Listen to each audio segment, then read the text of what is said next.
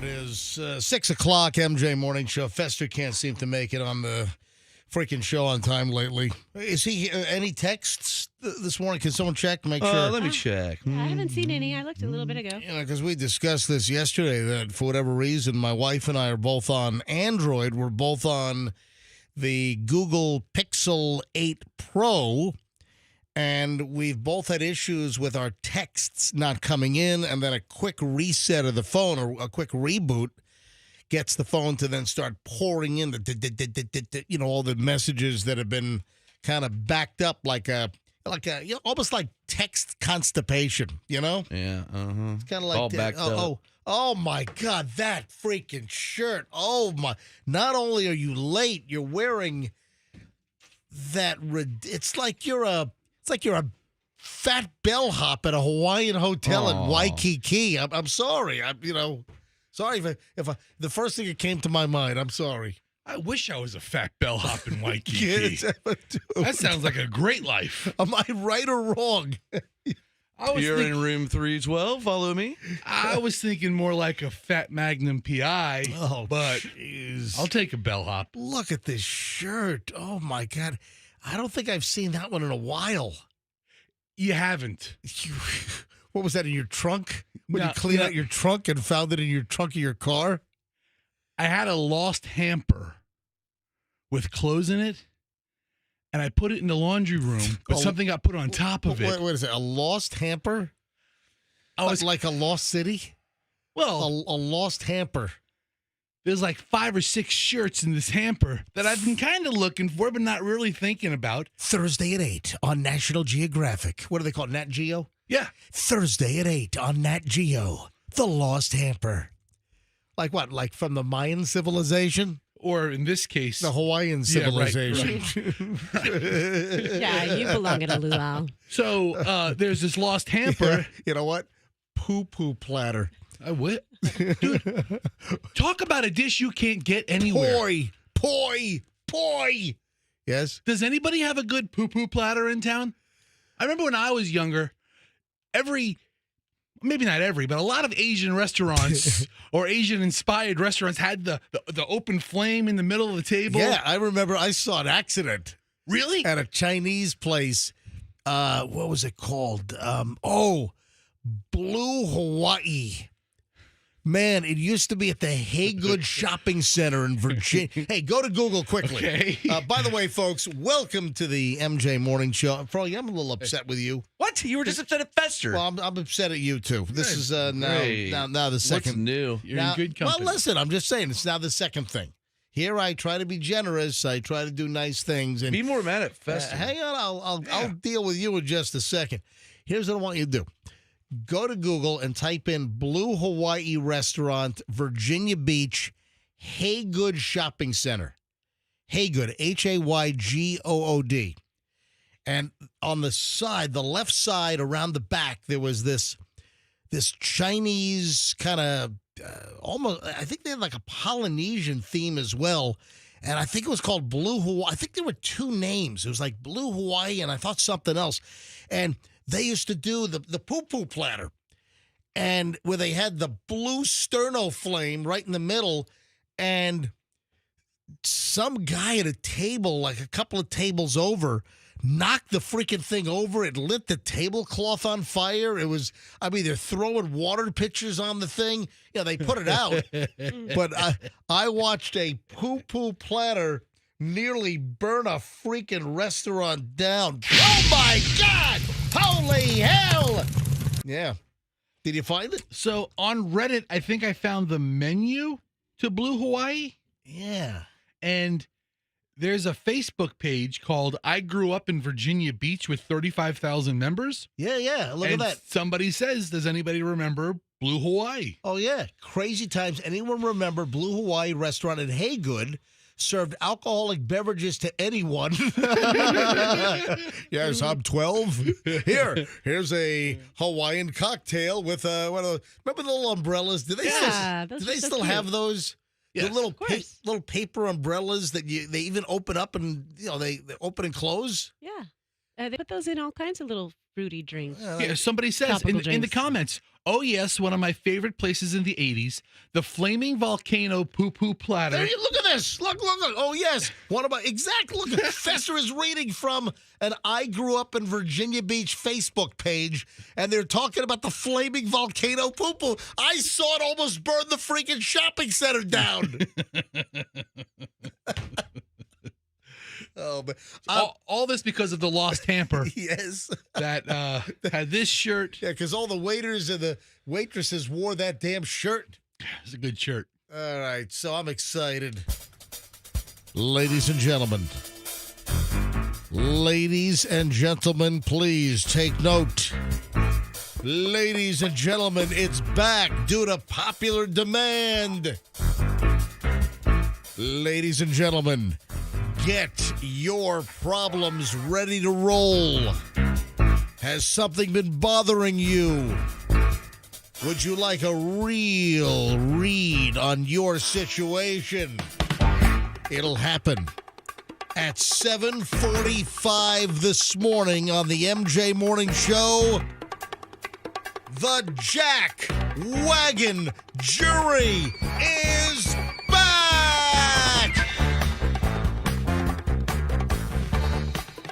Yeah, I thought that went over pretty well when we did it, the Jackwagon jury, where people call up and they tell us about a situation where they didn't look good over something, or maybe something backfired. And would you like to know if you are the Jackwagon? Yeah, you tell us something that happened, some situation, some scenario where you were looked at, cross-eyed, or people like, what the hell are you doing? Jackwagon jury, you just run your story by us, Roxanne and Fester and Froggy and me, MJ, and we'll decide. We'll poll the jury in here. Are you the Jackwagon? So that's coming up a little later on.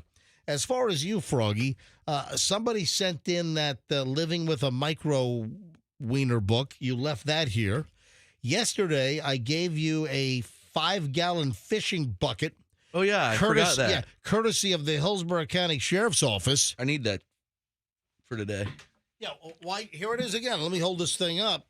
I had folks at the Sheriff's Office when I was doing a ride-along on a rare Thursday a couple of weeks back, because there was some very heavy activity planned, warrants and undercover drug busts, and I was invited to a Thursday ride-along for an all-day operation, and I met the community folks, the community policing folks over at HCSO, and they gave me this bucket because they're part of this huge Chad Chronister, the sheriff's HCSO fishing tournament coming up in June.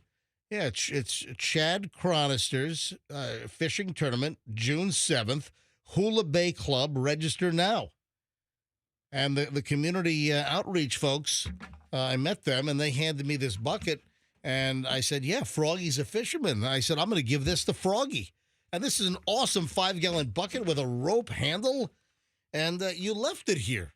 I forgot it, yeah. It was an accident. How could you leave this? Come on, dude. A lot going on in my plus brain. the fact, maybe I'll keep it because I think it's great for effect. I can put the bucket on my head for some type of, that's like the Milton Fludgecow call with the porta potty. Yes. Remember that? We used an igloo cooler for that. We did. Yeah, the old crotchety old man's stuck in the porta potty. And the sound of me inside a plastic porta potty, that was Fester holding an igloo cooler over my head. So my head was in the cooler to give that kind of echoey, plasticky sound of me being stuck in a porta potty while I was making calls. Fester's holding a cooler from the promotions department. Good job, Fester. They put like cold Coke or Pepsis in the things at Saturday remotes where it was blazing freaking hot at some car dealer up on US 19 in Port Richey, All right, take your bucket, man. All right, just getting rolling, folks. It is going to be a busy Wednesday here on the MJ Morning Show. Cash Kitty's back at 8 a.m. But first, traffic. Pat's got the latest. MJ Morning Show on Q105. Welcome. Here we go to crash northbound.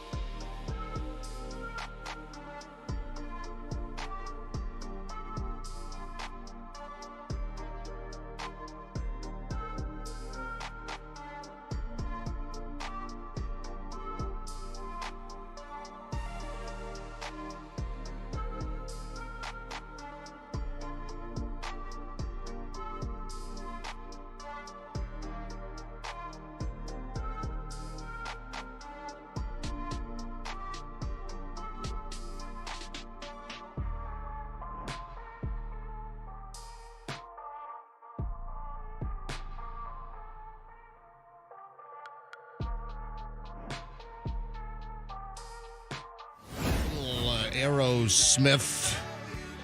The final tour, right?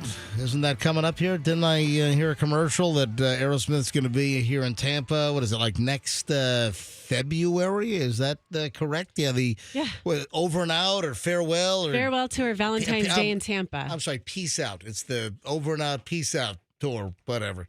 So I've always been an Aerosmith fan. Always been a Steven Tyler fan. A friend of mine ran into Steven Tyler at the Maui airport. And he was just getting ready to get on a flight back to the mainland and talked to Steven Tyler for like 20 minutes in the waiting area. Said that Steven Tyler was extremely nice and friendly, took pictures, and just a good old time. You know, if you're going to be waiting in a crowded, stinky, jammed up airport gate area, that's like an added bonus to have, Steven Tyler there, entertaining you. And I don't think he broke into Loving an Elevator or Walk This Way. But anyway, they really enjoyed it. 6:22 at the MJ Morning Show. Couple of things that I would like to address. First of all, you see the latest list of the best beaches in the world are out. These lists, these drive me nuts. These are like clickbait lists. Now with the internet and the last 25 years of the internet, these lists have taken over.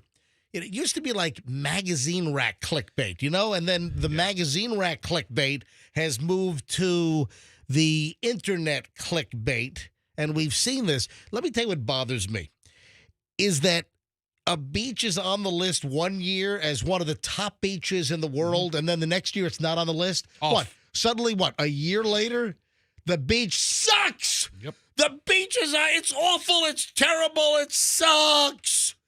That's what always bothers. And the reason why I bring this up is that Clearwater Beach is one of the world's best white sand beaches, according to Travel and Leisure. We've all heard of that. Is it? So Clearwater Beach on the list. But we've seen these lists and local beaches, whether it's, Paso Grill or Fort DeSoto or, whatever. I mean, these beaches are good year after year. They don't suddenly suck unless, Hazelwood's brother jams an Exxon oil tanker on the beach, Yeah, well, we had our oil leak in the Gulf, and it really didn't affect things too much. No, it was the Gulf Pipeline. beaches. No, but it was the Gulf beaches. It was the Deepwater Horizon. That's it, yep. But here we didn't have much of an effect. It was pretty much the Gulf beaches up along the Florida Panhandle and Alabama. They really got the brunt of that oil leak, that blowout with the Deepwater Horizon back, what was that, like 12, 13 years ago at this point? Maybe even longer than that. I think so, but no, I just saw the Clearwater Beach is again on the list from Travel and Leisure of, one of the best white sand beaches. And then what? Next year they're not on the list? Come on, it's good every year. All of the local beaches that we have that make these lists, they're good year after year after year. Yeah, it's not like the beach tanked. Oh, Clearwater Beach is terrible now. But who falls for this clickbait? Who's like, oh, the list is out. The list is out. I got to see who's on it. Yes. All right, we're laying odds on Anna Maria Island. So next year is Clearwater Beach going to be on the Travel and Leisure list? And it seems that there are, 50 different lists that come out. It's like the pizza lists. Another pizza list came out, and a local pizza joint was Sam and Eddie's, Eddie and Sam's. In downtown? Yeah. One of the top pizza joints in the country. And you get these lists in different, whether it's magazines, whether it's travel advice, whatever. There's only one guy I listen to for pizza. Dude, I'm gonna. Who's only that? one Yeah, guy. I'm gonna smack your El head. Presidente. I'm gonna smack your head off. That guy has no idea what he's talking about. He has no idea. He can't. He's the leader in pizza. Yeah, Old Davy well, Page views? Yeah. Portnoy. I mean, you look at. He has no idea what he's talking about half the time. He doesn't even know what city he's in. can't even pronounce the name of the pizza shop. Anyway, don't get me started. Don't get me started. Hey, something we've talked about repeatedly on this show is emphasized, reinforced in something that I saw a couple of days ago, that you should not be worried about sharks. Really? Hey, Andrew, can you play the Jaws music for me? Can you dig that up quickly? That's just silly if you worry about sharks. Well, hang on. This is going somewhere. You should not worry about sharks. Well, that's pretty good. That's pretty fast there, Andrew. Thank you.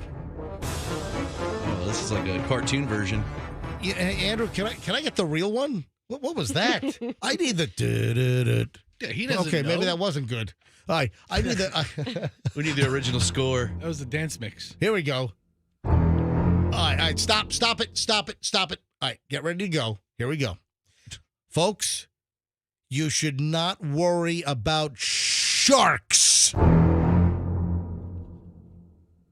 Now we're talking. Yep.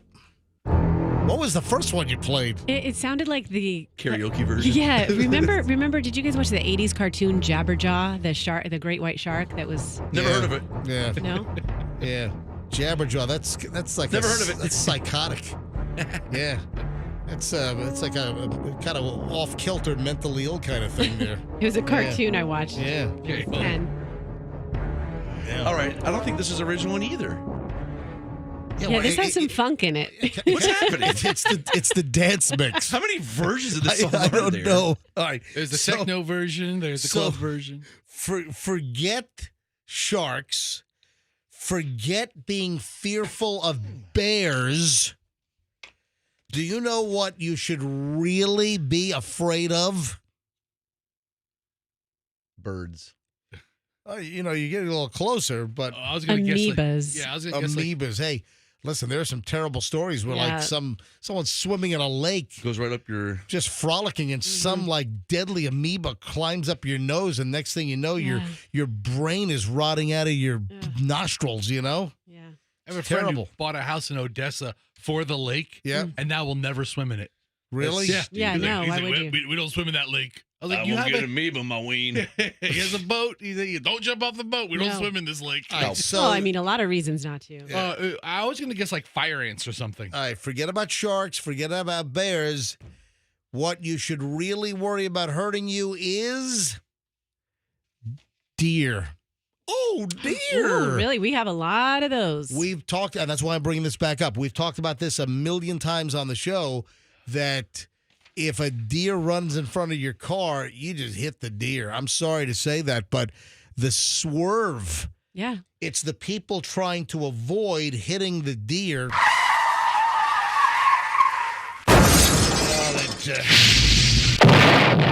That's what causes a lot of the accident injuries, is that people swerve to avoid the deer.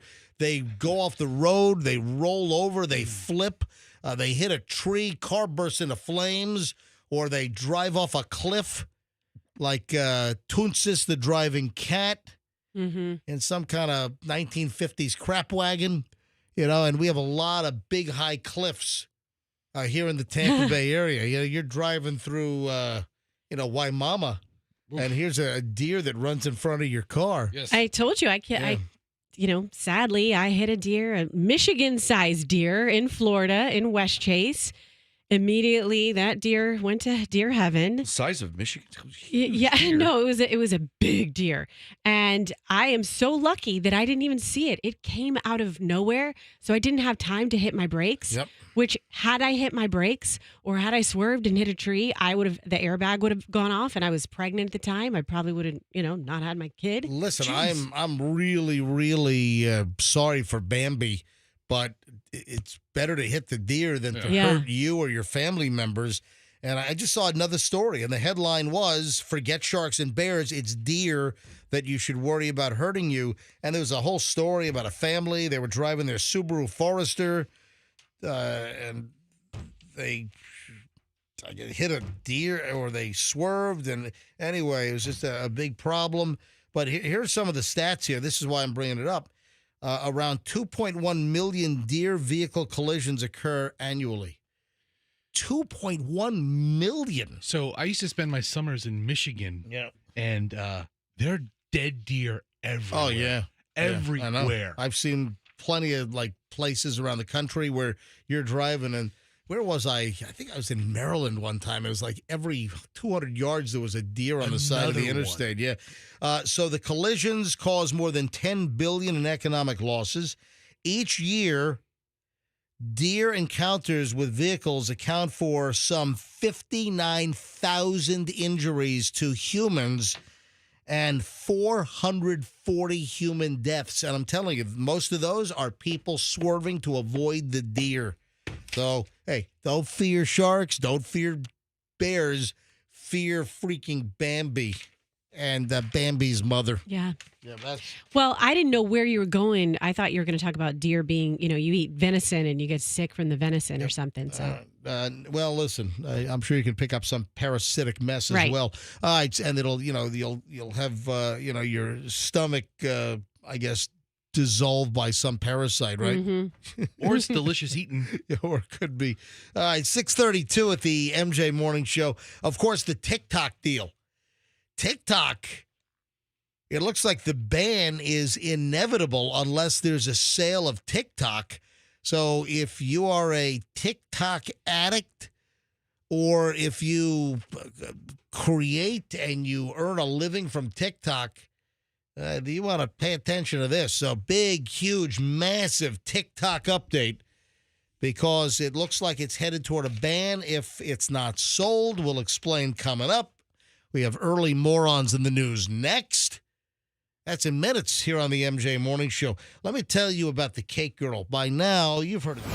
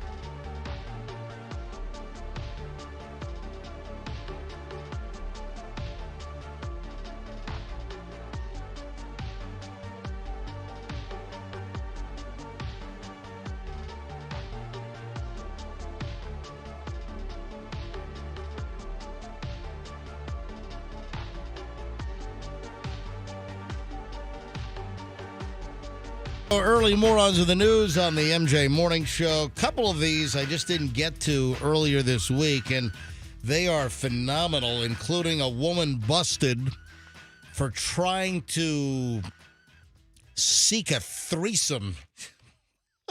The hell? I sent you that. That's a good one. Yeah, this is from the Smoking Gun, which I visit regularly. I also saw it because I visit the Smoking Gun every day. A Louisiana woman was picked up by the cops. Why? Because she forced her way into a male neighbor's home looking to engage in a threesome with the victim and his girlfriend. Yeah, this happened in Monroe, Louisiana, which... Oh, it's the home of the Duck Dynasty crew. I'm guessing the Cajun Fester might have a thing or two to say about some Cajun Bayou threesomes. Oh, let me tell you something right now, hell. No girls up out in Monroe. Freaky. Yeah, freaky, dicky girl in Monroe. They call her Ho. Yeah, that's what they call her. They call her the Monroe Ho. Monroe Ho. That's the mascot of their cheerleading team over in the high school. you should see her do the splits. The Monroe Hose. The Monroe Ho. Okay. Yeah. Oh, listen. I was at my house one time. Yeah. Cooking up some gumbo. All right. I get a gumbo. Yeah. And I get a knock on my door. And it's a Monroe Ho. And I'm like, get gone. Get. Hooey, man. All right, here's the deal. Monroe, Louisiana. Boy, she was hot, though. She was hot as a cup of chicory. Go Tigers.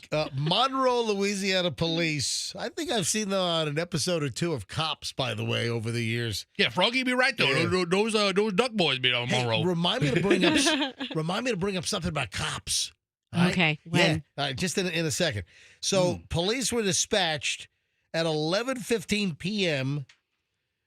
To an apartment complex in Monroe. A patrolman was told by the man that upon answering the knock at his door, this unknown woman, a neighbor, forced her way into the residence, and the woman began, yelling, trying to have a sexual encounter with him and his girlfriend, according to the probable cause affidavit. So that she's yelling and screaming that she wants to, get it on with this guy and the girlfriend, and they don't even know who she is. She's just some neighbor in this apartment complex.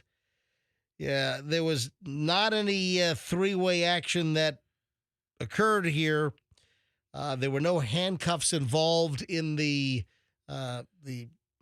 sexual activity. However, there were some handcuffs involved when the Monroe, Louisiana police took this woman away. They done rights. Yeah. Y'all got the right to remain silent. Yeah. So the woman then left, and then the cops went all through the area. They located the female suspect after she tried to force her way into this guy's apartment. They found her at a nearby Circle K, and she was identified as Shadana Ray Shanette Hurd, 31 years old.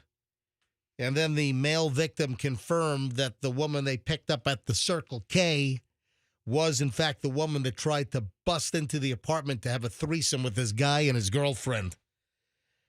Now, did she just observe the neighbor and the girlfriend, knew where they were, and decided for a little late-night attempt at a threesome booty call? And, I mean, that must be what it is. I mean, they didn't know her, but she must have been aware of them. What, like eyes spying them across the condo apartment complex parking lot? And or just assuming they'd be down for that? Yeah. She was making them a proposition. Thank you. Yeah, Right. would you like to continue that? No, I'm just making a statement. Oh, that's it. No. Anyway, Cajun Special running out of Look material. at here. She's wearing her yellow dress. So the woman was charged with unauthorized entry Yellow's one of the major colors of LSU. into an Go inhabited Tigers. dwelling, which is a felony, several misdemeanors, including disturbing the peace, criminal damage, resisting arrest. So she's racked them all up there. And she is wearing a mustard yellow dress. Oh, it's hot. That's LSU yellow. Thank you very much. Go Tigers. Oh, fantastic. Oh, and I was mentioning the television show Cops. Bad boys, what you gonna do? What you gonna do when they come for you? Cops is filmed on location with the men and women of law enforcement. All suspects innocent until proven guilty in a court of law.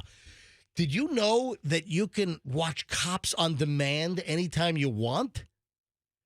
Do they have their own streaming service? Well, essentially, Pluto TV, right? Yeah. Do you have Pluto? Yeah. It's just an app. If you have an Android TV, you get the Pluto app, and there's like a Cops channel.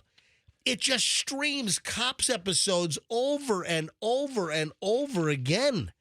Yeah, it was like last week. It was just, you know what? I haven't seen an episode of Cops in a long, long time. Remember with the whole George Floyd thing? You had those TV shows that got all scared, and the networks got all politically correct, and Fox took Cops off the air. And remember that Dan Abrams show, Live PD? Yeah. Remember Live PD? And that was, I think, like the top-rated show on A&E or whatever network it was on. And with the whole George Floyd thing, there was just a total overreaction. And they pulled, because there was such a backlash against the cops, which is ridiculous. You had a bad cop up in Minneapolis that put his knee on Floyd's neck. It should have never happened like that. I mean, George Floyd was not a good guy. Nope. You know, I mean, didn't he try to kill an ex-girlfriend or something? I mean, George Floyd was not a good guy, but he did not deserve to have a knee on his neck for 8 or 9 minutes, choking off his air supply. That should have never happened. And then Fox took cops off the air, and then Live PD. Now I think Dan Abrams is back with. They renamed it. It's like PD Live. Yeah, Andrew is saying it's now called On Patrol Live. Okay. But I don't think it has as much of an audience that they had built up. On one of my networks that I watch, Cops has a channel. Like you could just it's on one after another after another. Yeah, well, That's what he's saying. That's what I'm saying. Oh, I thought you said it was like on demand deal. No, it's on Pluto TV. You just watch it anytime. Yeah. You just dip into whatever episode they're on. Exactly. Cool. It's like an endless loop of all these Cops episodes, and some are like from 2019. Some are from 2016. I saw some from 2000, 24 years ago. I saw some old TPD episodes when TPD used to have cops ride along. Hillsborough County Sheriff's Office, Pinellas County Sheriff's Office. I remember like 20 years ago, you brought in a clip because you used to watch Cops every Saturday night. Yeah. Oh, yeah. And there was a Power Pig or a 93. Our old station. Are you talking about that one? No, I'm talking about Oh. this guy. This cop was arresting this guy, and the cop goes, "This had to have been early, like 2000." He's like, "Get out of the car! Get out of the car!" And the guy gets out of the car, and he is like 500 pounds, and the cop just bursts out laughing when he sees him. Oh, no. And I just remember you brought in that clip, and we played it like forever ago, and I saw that episode again. It was so funny. The cop just died when he saw him. There was an episode where it was Hillsborough County Sheriff's Office.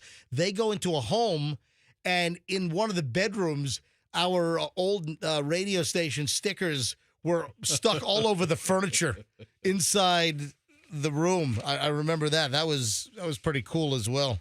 Oh, yeah, look, on YouTube, if you want to see the clip, Cop laughs at fat guy. That's what it's called. Is it right there. really? It's Anyway, so Froggy. no, Pluto TV. You can go to the Pluto TV app and just search for Cops, and they have a channel that just plays old Cops episodes over and over and over again. and a Bob Ross channel. Do they really? Yeah, you can watch episodes of Bob Ross. 6:50 at the MJ Morning Show. I didn't get to all my morons here. I guess we can I've got some other good things. I guess we'll sprinkle them in during the course of the show. So, you know what? I'm going to pick them. I have great additional morons. Let's do them next. All right, so we'll do chunk 2 of early morons in the news. And I got a little show and tell item I want to show you in regard to one of the stories. That's next on the MJ Morning Show. Stand by.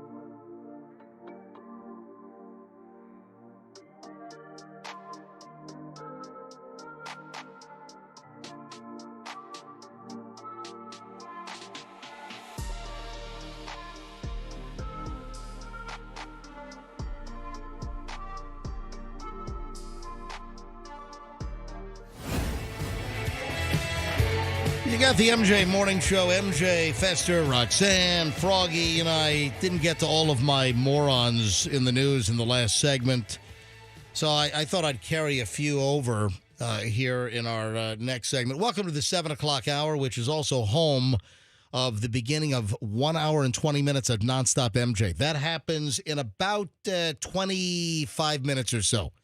We go for an hour and 20 minutes of nonstop MJ every day around 7:25. No commercials, no music, no interruptions, just nonstop award-winning MJ Morning Show content. All right, listen to this. We've got a lawn mowing altercation. We've got a yard altercation. And, you know, Fester, the minute I saw this story, I'm like, man, there was another very, very famous yard altercation. Does anything come to mind regarding an altercation, a fight, a dispute that turned violent involving a yard. Trying to think. Come on. This was huge news. This was big. All right, tell you what. What happened? Hang on. How long ago? Hang on. Stew on that for just a second while I tell you this story and see if anything gets jarred. This is out of Indiana, and this is a central Indiana guy, and he's claiming self-defense. He shot his neighbor who was mowing grass near his property line. See, that's another clue in the story that I'm thinking of previously. Timothy Florence, 53, charged with attempted murder in the shooting of his 55-year-old neighbor. This is Browns Valley, Indiana. I mean, what is it with a yard dispute that turns violent and nearly deadly? So, if you're on your neighbor's line and you don't get along with them well, you're an inch over. They're going to say, get off my property. Now, listen, trees being planted, other issues that pop up on the property line. Come on, dude. All right, Froggy and Roxanne just walked in, so you guys missed the whole previous 2-minute setup. Can you think of any property line or yard work dispute that made huge national news, that was a big, big story? I would say, if I were to guess, I would say it was 2016 or 2017. All right, see if that jars your memory. But can you imagine? Cops responded to this property after receiving a call about a shooting at about 8:30 p.m. this previous Sunday. Upon arrival, they found a 55-year-old man who had been shot once with a handgun while mowing near the property line. The victim was initially looked at the scene by EMS crews. Then he was flown to an Indianapolis area hospital. So they had to fly him via helicopter to like a level 1 trauma center with life-threatening injuries. They did stabilize him. He's currently in stable condition, but critical. Records show that an eyewitness filmed cell phone video of the altercation. The video reportedly shows this guy, Florence, holding a leaf blower near the victim, who was sitting on a zero-turn riding mower near the property line. They get into a fight. This guy pulls out a gun. I guess he does yard work with a gun. And shoots the neighbor. Folks, really, a yard work dispute, a property line dispute turns into a shooting? Come on. Last night we were eating dinner, and I noticed all of a sudden I was like, what is that? Oh, man. Did a neighbor encroach on some of your action? Yes. Did a neighbor mess with your bushes? I was like, Doug, are those gaps? Do I see gaps? And like gaps in the branches. Like thigh gap? Not thigh gap. No, like someone had cut our tree branches and you could see into an area of our patio that used to be hidden. Ooh. And I was so angry, and I'm like, I'm going to go over there right now and ring their doorbell. So a neighbor cut your branches. Yes, now. Opening up a thigh gap. Yeah. So they could spy on you in a bikini.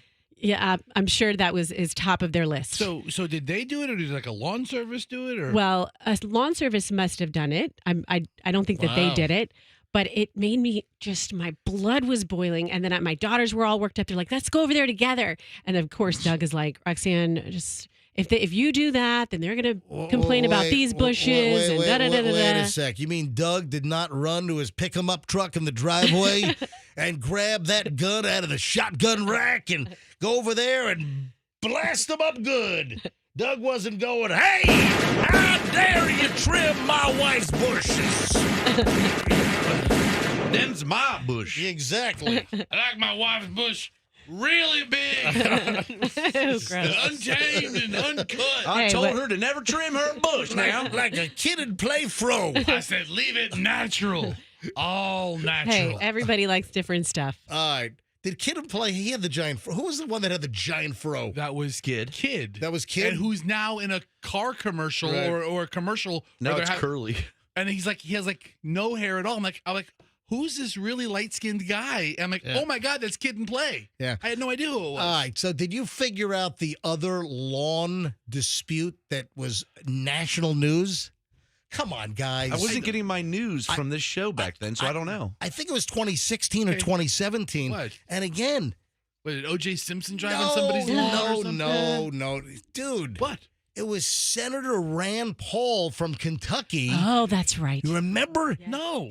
Dude, all right, I can't tell you anything about that guy. You don't have to know about Rand Paul. This was a huge story. This was a U.S. senator, whether you like Rand Paul or not, or this was all over the news. Is that the guy who has hair like you? Yeah. Rand Paul. All right, so Rand Paul, he had some kind of an ongoing dispute with his neighbor, and there was some issue with, I think, some branches on the property line.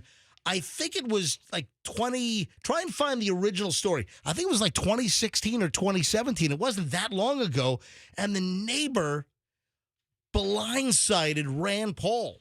And so Rand Paul, the senator, is doing his own yard work, I guess. The neighbor got pissed off and just bum rushes him, charges Senator Rand Paul, and breaks ribs. I think his lung got punctured. I think his lung collapsed. What's the This is in 2019. Oh, it was, this is the payout. Okay, so that was see if it says when the event happened. Yeah, 2017.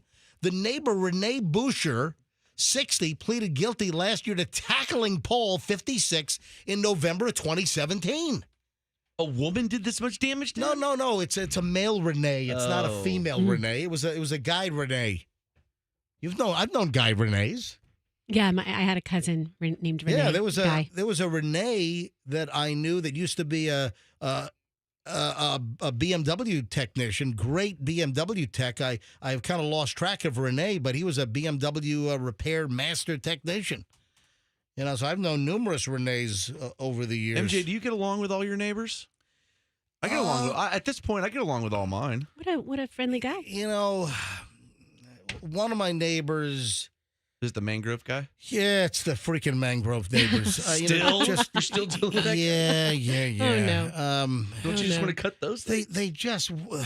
This goes back years. I got these neighbors, and they pretend to be these love thy neighbor Christians, and on Halloween they hand out little Bibles to all the kids. Ew! Seriously. And they won't trim their mangroves. It's like, what the? And it blocks the view of yeah. I used to have the bay, right? I used to have an amazing view, and they wouldn't trim their mangroves. I mean, just common courtesy of just trimming your mangroves, and they wouldn't do it. And now out of spite, they won't. Yeah, because they know you want it. Well, it just can't I kill the mangroves? Me and Fest will go take care of this. Are mangroves protected? Yeah. I know people who do it like in the middle of the night. Yeah, what if I just went there with like a hacksaw in the middle of the night? You can't. It's like you'll get like a felony charge. In the middle of the night on my boat, we can do it. Listen, funny thing about felony charges, they have to catch you first. That's Guys, true. I'm not authorizing you to do a middle of the night buzz sawing of my neighbor's mangroves. Just letting you have a couple guys ready to do the job. Why don't you don't have to verbally authorize us. Just give us a wink. I'm not gonna give one wink. I am not gonna. I'm not gonna be part of any illegal mangrove butchering. Right. But I just wish they would have just maintained their mangroves into a nice hedge. Instead, they've let them grow into this out of control jungle. Yes, au natural. Yes. Even my neighbors take care of their mangroves. I don't know where you live. You got giant clumps coming out from the sides of the bikini. It's really, it's really unsightly. I saw one of those at Adventure Island a couple weeks ago. Recently? Really? Yeah, 2 weeks ago. See, I saw one when I was like 8 years old. It's really, it's really. Adventure It's like Island. she's got Bob Ross and a leg lock. truck. It's really unsightly. So, what the hell have we morphed into here? Well, we're talking about trimming. It's all like a theme. Okay, no, we're talking about yard disputes. I guess I did We're open the not door talking here. about So trimming. wait a minute, Roxanne, you saw an out of control bush. I can still remember I was walking up. I forget what was the Gulf Scream. I was on my way up to the Gulf Scream. Is that on the slide? steps. Yeah, Okay. on the You wooden wanted to steps. scream. Right. And I was like, whoa, never seen that. Look at that. A little So spider popping out. It was a woman But again, with whatever, a bathing suit and it was out of control shrubbery coming out from the sides. do like pom-pom balls on the side. Oh. Go But team, I mean, go. whatever. Excuse look me, you do you have wanna a go do you for. have a ski cap stuck in your crotch? What pom pom? What color were the pom pom balls? Oh. Don't I don't want to go. I don't want to dig that far into my files. And then, Froggy, so I've got two members of the morning show that saw out of control growth in At Adventure Island. At Adventure Island. So, Froggy, what was your situation? It's recent. We were just a couple weeks ago. We took the boys for fun. Oh, this is a couple of weeks ago. Oh yeah, and like I said, it looked like Bob Ross in a leg scissor hold. It was disgusting. I mean, did you want to get some garden shears and just like help the woman out? it was weird because she had a nice little body on her. She must have been foreign or something. Because She must have been foreign. those or things were something. popping. She had a nice little body on her. That's But then I was like, "Whoa, what is that?" was it a bikini or a one piece? It was a bikini. Should Was it like a French cut and it was yeah, just it was a pretty hot bikini, but and it it was got really And then hot there was a towards the knot. bottom. There's a wow. hot with a knot. It's like Yeah. Gene Shalit. Does anyone remember that guy? Yeah, of I'm course. trying to I'm trying to think of famous froze. You know, Yeah, it's like Simon and Garfunkel. Garfunkel or the dude from Hall and Oates, Ugh, well, yeah, John Oates. Oates. Yeah. So gross. should Adventure Island have like personal grooming? No. Like bush security that goes around. I mean, listen. That's the beauty hey, of it. Hey, Adventure Islands is part of Busch Gardens. Yeah. It is. It's Bring a bush, get in free. It really is Busch Gardens. Ugh, gross. If you're going to Busch Gardens, ladies, just Trim up. Just trim throw up a Mach 3 on that. Trim thing. up a little bit. I just can't believe that, Froggy. This is a couple of weeks ago, and then Roxanne, when was your incident? How long ago? I was 8 years old. She was 8.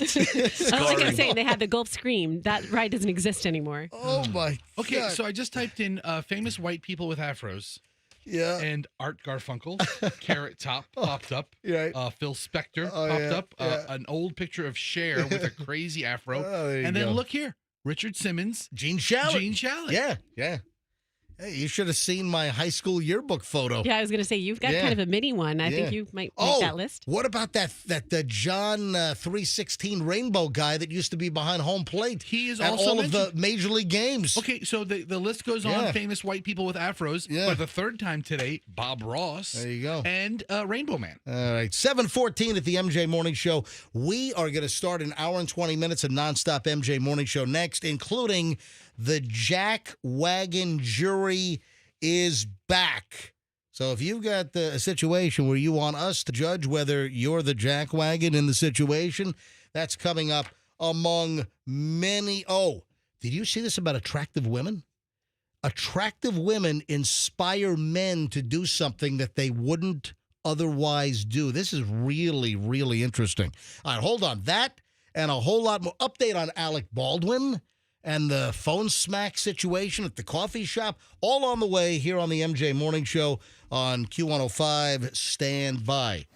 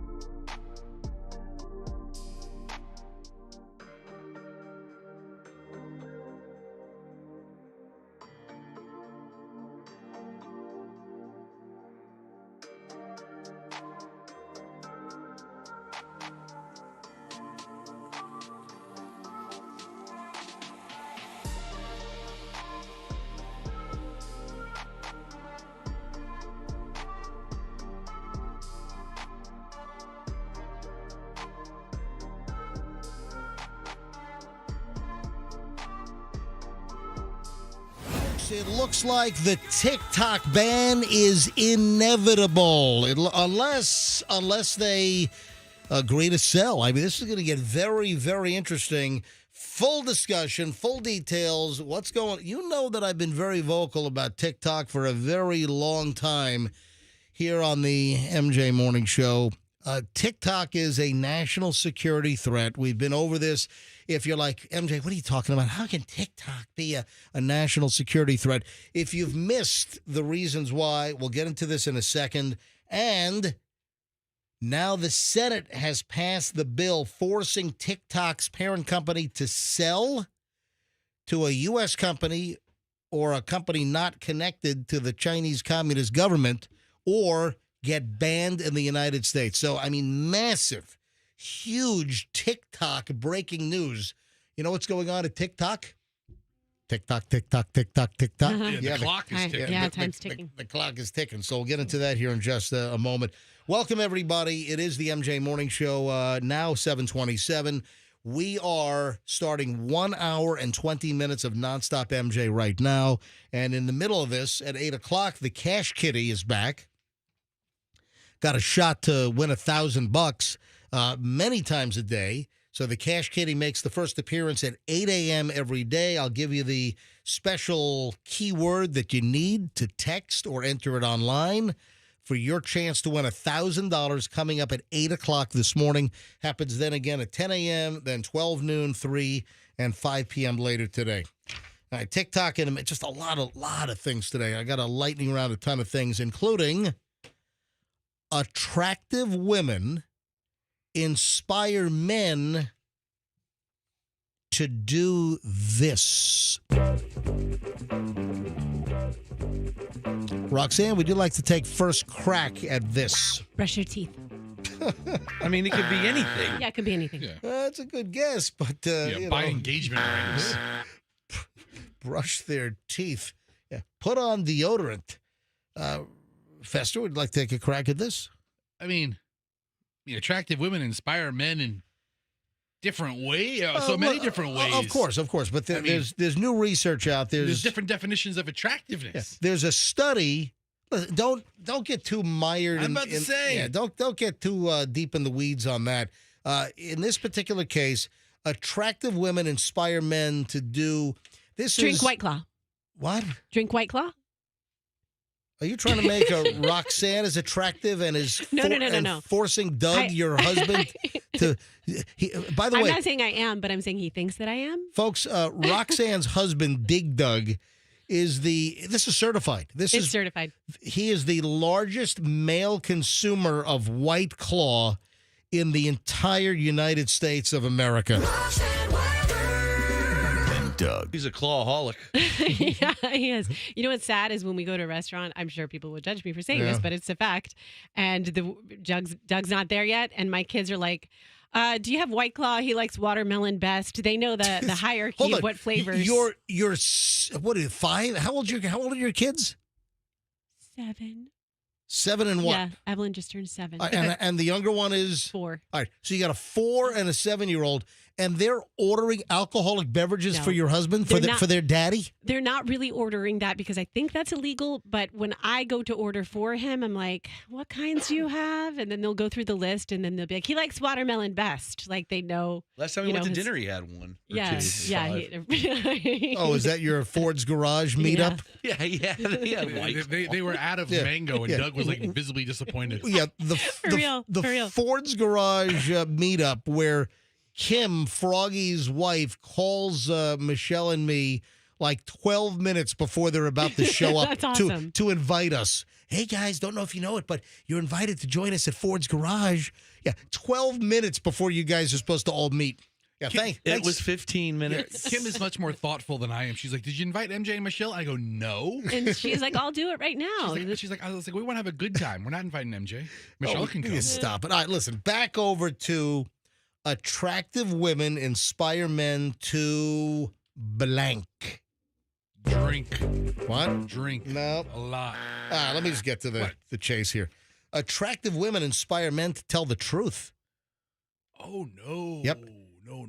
Yeah, and listen, it goes deeper. attractive women inspire men to tell the truth and inspire women to lie. I'm confused. Well- and inspire. Inspire Wait. women, inspire themselves. Listen here. This is published. This is brand new research. This is published in the Journal of Economic Behavior and Organization. And this is research which is designed to show how a woman's appearance will impact the behavior morally of other individuals. And researchers gave men and women 110 individuals each a questionnaire with an image of a woman attached and falsely told participants that it was the face of the scientist leading the study. Half the questionnaires featured the image of a typically attractive woman, and then the other half, a less attractive woman. The results showed that men were more likely to behave more honestly when they believed that they were interacting with a beautiful woman, while the opposite pattern was seen in female participants who exhibited what they called a beauty penalty toward the attractive women. How about that? Oh, wait. So it's not that women are lying to attractive men. Women are lying to attractive women? Is Yeah, that- okay. well, that's the thing. The men in the study told the truth to the attractive woman, but the women in the study, they did not. They lied to the attractive. I guess it was more of a competition situation. Okay, so what have we learned from this? Men, if they're going to see a therapist, should see attractive therapists. Oh, like Dr. Melfi. Right, because then they're Yeah. going to tell their truths, and then women should see the opposite. Festa, I what lied are you to- grubbling about over there? I lied to all women. What? Froggy, what did he just do? I don't know if that was his stomach. I was or- like, I don't know. I heard under like my breath. a guttural. I don't know. I'll lie to all women. All of them. Everyone. You're a woman in my life. I'm probably lying to you on the reg. You are degrading. You're turning into like this No, I'm not. degenerate. I'm telling you. It's like Vince McMahon. The older he got, the more creepy and degenerate he got. I'm telling you. Lie to all of them. Or one of them. All right, folks, if you missed my impromptu crotchety old man, getting a lot of feedback. People seem to really like it. I had a problem with a pressure washer in my driveway the other day, and the white pressure washer tip on my Simpson PowerShot 3600, I guess it wasn't affixed properly, or more likely the unit's defective. It's a manufacturing defect. The white tip shot out like a rocket and flung like a quarter mile away. I have no idea where it went. The high pressure of the device shot the white pressure tip. That's what gives you the spray, to give you that. It's that confined tip that then gives you the thin spray, the wide spray, and it just shot out like a rocket. So I did a little crotchety old man skit in my driveway, and I recorded it on video. And if you want to take a look at it, it is the lead item. It's pinned. It's on my Instagram right now. Certified MJ Radio on Instagram. Go to Certified MJ Radio. And if you're an old crotchety old man, even Chauncey makes an appearance in this little driveway little skit that I did. So Certified MJ Radio. This is unnerving. Kids are now getting hooked on nicotine pouches. Who's giving kids nicotine Oh pouches? yeah, the Zyn. Yeah, so Froggy, I figured you would know all about this.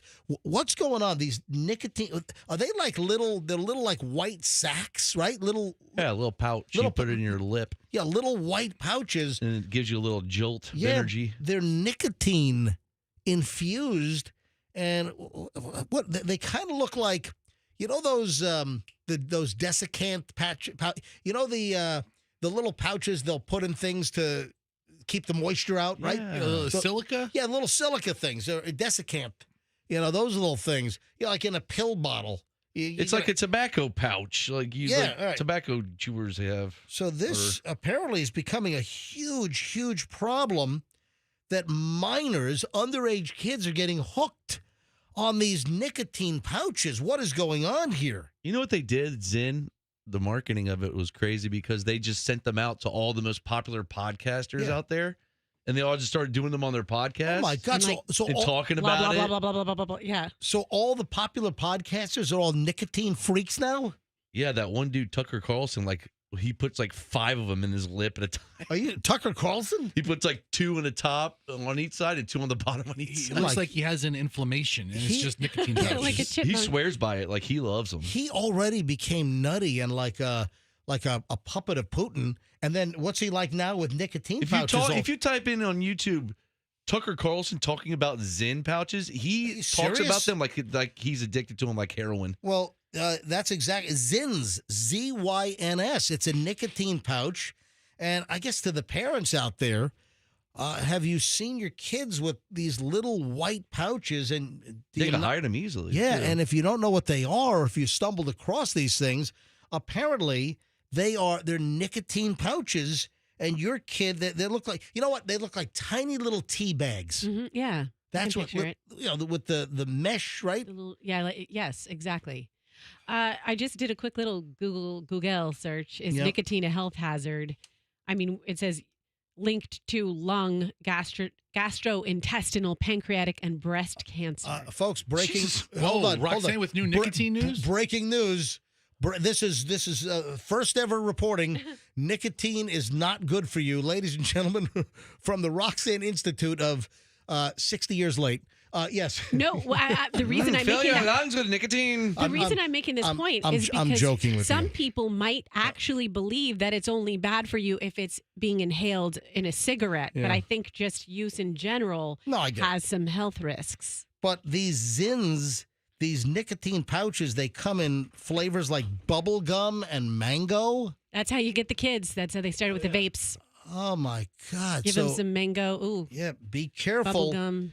Kids are getting hooked on these nicotine pouches. Look at the clip of Tucker Carlson. He says Zyn's not a sin. Zyn is life. What happened to Tucker Carlson? What happened to this guy? He gave some to Putin, I heard. I don't know what this is. It's just someone put it in my pocket. Little Zimbabwe. So good, dude. So good. There's this guy on TikTok called Freezer Tarps, and he thinks of all these like names for Zen, like a little Zenachino. Zen's got to give us a deal now. Yeah, trust me. Have you tried for that? What do you think? My ad campaign, which I've already written and produced in my head, is Zyn is not a sin. What is, That's the biggest podcast right there that he's on. oh my The God! Nelk Anyway, Boys or whatever. heads up, folks. If your kids are exhibiting some weird behavior, Zyn, ZYN, peppermint. There's a warning sign on here. This product contains nicotine. Nicotine is an addictive chemical. Yeah, but it has no tobacco in it. No, it's No, it's Right, just tobacco. nicotine. It's the Correct. Nicotine. it's the It's better than smoking for you, isn't it? addictive agent. What's the difference between this and like nicotine gum? It's The Same family. same type Okay. of ingredient. It's nicotine, but My buddy does the Zins. He likes them. little warning from the MJ Morning Show. Hey, an update on Alec Baldwin.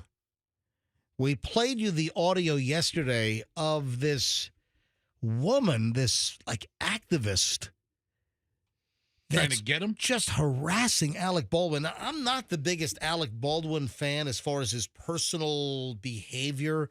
I've been very clear. I tend to like Alec Baldwin as an actor, just not when he shoots and kills somebody on the set of a movie in real life. But I've typically liked the parts that Alec Baldwin has played. Now, in real life, the guy's a jackass, and he's got a short fuse, short temper. But when we discussed this first on yesterday's show with this activist, Has she been identified? yeah, I guess her name is Crackhead Barney. That's the name she went with? Well, Of all the names still available on social media, she went with Crackhead Barney? well, she's got, I guess, a podcast, or she's a performance artist. Anyway, she's an anti-Israel protester who got in Alec Baldwin's face at this coffee shop in Manhattan, and was doing everything to provoke Alec Baldwin. And in this particular case, I have railed against Alec Baldwin's behavior. Remember, he punched a guy in the face? There was a parking dispute. There was a parking space dispute, like on East 10th Street and 5th Avenue. in front of Alec Baldwin's building or, right in that vicinity. And Alec Baldwin, attacked the guy. I mean, I have been very critical of Alec Baldwin's, personal behavior. I had a run-in with Alec Baldwin. I took his picture right around 11th and 5th Avenue. There's a little church there. I took a picture of Alec Baldwin as I was walking north. He was walking south with Ilaria, and they had a kid in a stroller, and they had a bodyguard following them. And I snapped the picture, Alec Baldwin. I'll post it on social media. Hey, look who I ran into. And then Alec Baldwin started yelling at me. How dare you take a picture of me? You need to ask permission. I'm like, anyway, so I had a run with that. And then I tried to apologize to him on Twitter, and he blocked me. Rightfully so. All right. Anyway, some new details have emerged because images of Alec Baldwin and this woman who is wearing just a white bra. She's wearing a bra and boxer shorts. She's wearing Champion, traffic cone orange boxer briefs, some kind of a pink shawl, and a white bra. I mean, this person looks like a crackhead. So this is what we know. New photos have emerged from outside. Alec Baldwin's scuffle with a loudmouth anti-Israel agitator at a New York City coffee shop spilled out onto the sidewalk. An irate Alec Baldwin, 66, was seen struggling with the woman out of the front door of Maimon, an upscale cafe on University Place in Greenwich Village, after she had accosted him on Monday and demanded that he declare free Palestine. So she is just badgering Alec Baldwin. We played the audio yesterday, and there's an update to this. Here, listen to some of the audio again. And I don't typically come to Alec Baldwin's defense, but this woman was just deliberately trying to provoke and have Alec Baldwin react. And he did. He slapped the phone out of her hand. Alec, can you please say free Palestine one time? Why did you kill that lady? You killed that lady and got no jail time? No jail time, Alec?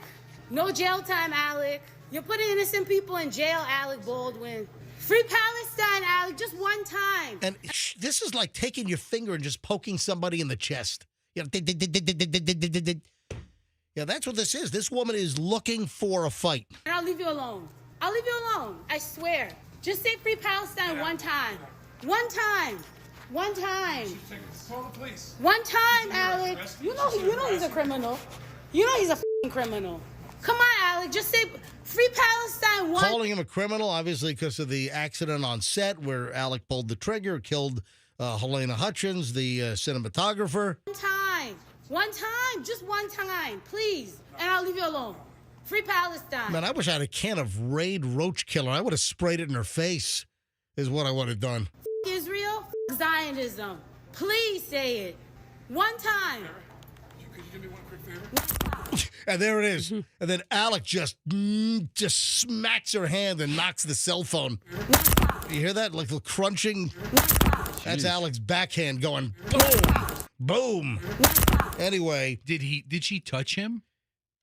Did she? I don't know. I mean, once she touches him, he can get in trouble for this. He has some degree of right to defend himself. The reason why I'm bringing this back up from yesterday's show is now apparently she's considering filing charges. This is the best thing to happen to Crackhead Barney. Crackhead. Seriously, that's the name of the person. It's Crackhead Barney. No, I typed her name into Google. A bunch of images pop up. I mean, Crackhead Barbie. No, I'm sorry. Barney. Crackhead Barney. She's a performance artist named Crackhead Barney. Oh, so that was a piece of art we just. That's her stage name. Well, her next show will probably be a sellout. So that's the latest there. All right, 7:45 at the MJ Morning Show. It is time. Look at this. I'm on time. It's 7:45. Wow. I am right on time. Good for you. It is time again for the MJ Morning Show Jackwagon Jury. I don't remember this. What is this? Yeah, I think you were gone. Were you not here? Was Froggy not here when we did crackhead jury? I might have been on Froggy. Shelving. I might have been on Froggy Fix Your Business. Yes. So yeah, we did. It's the Jackwagon jury. I said crackhead jury. That works. All right, here's the deal. You get to call us up right now.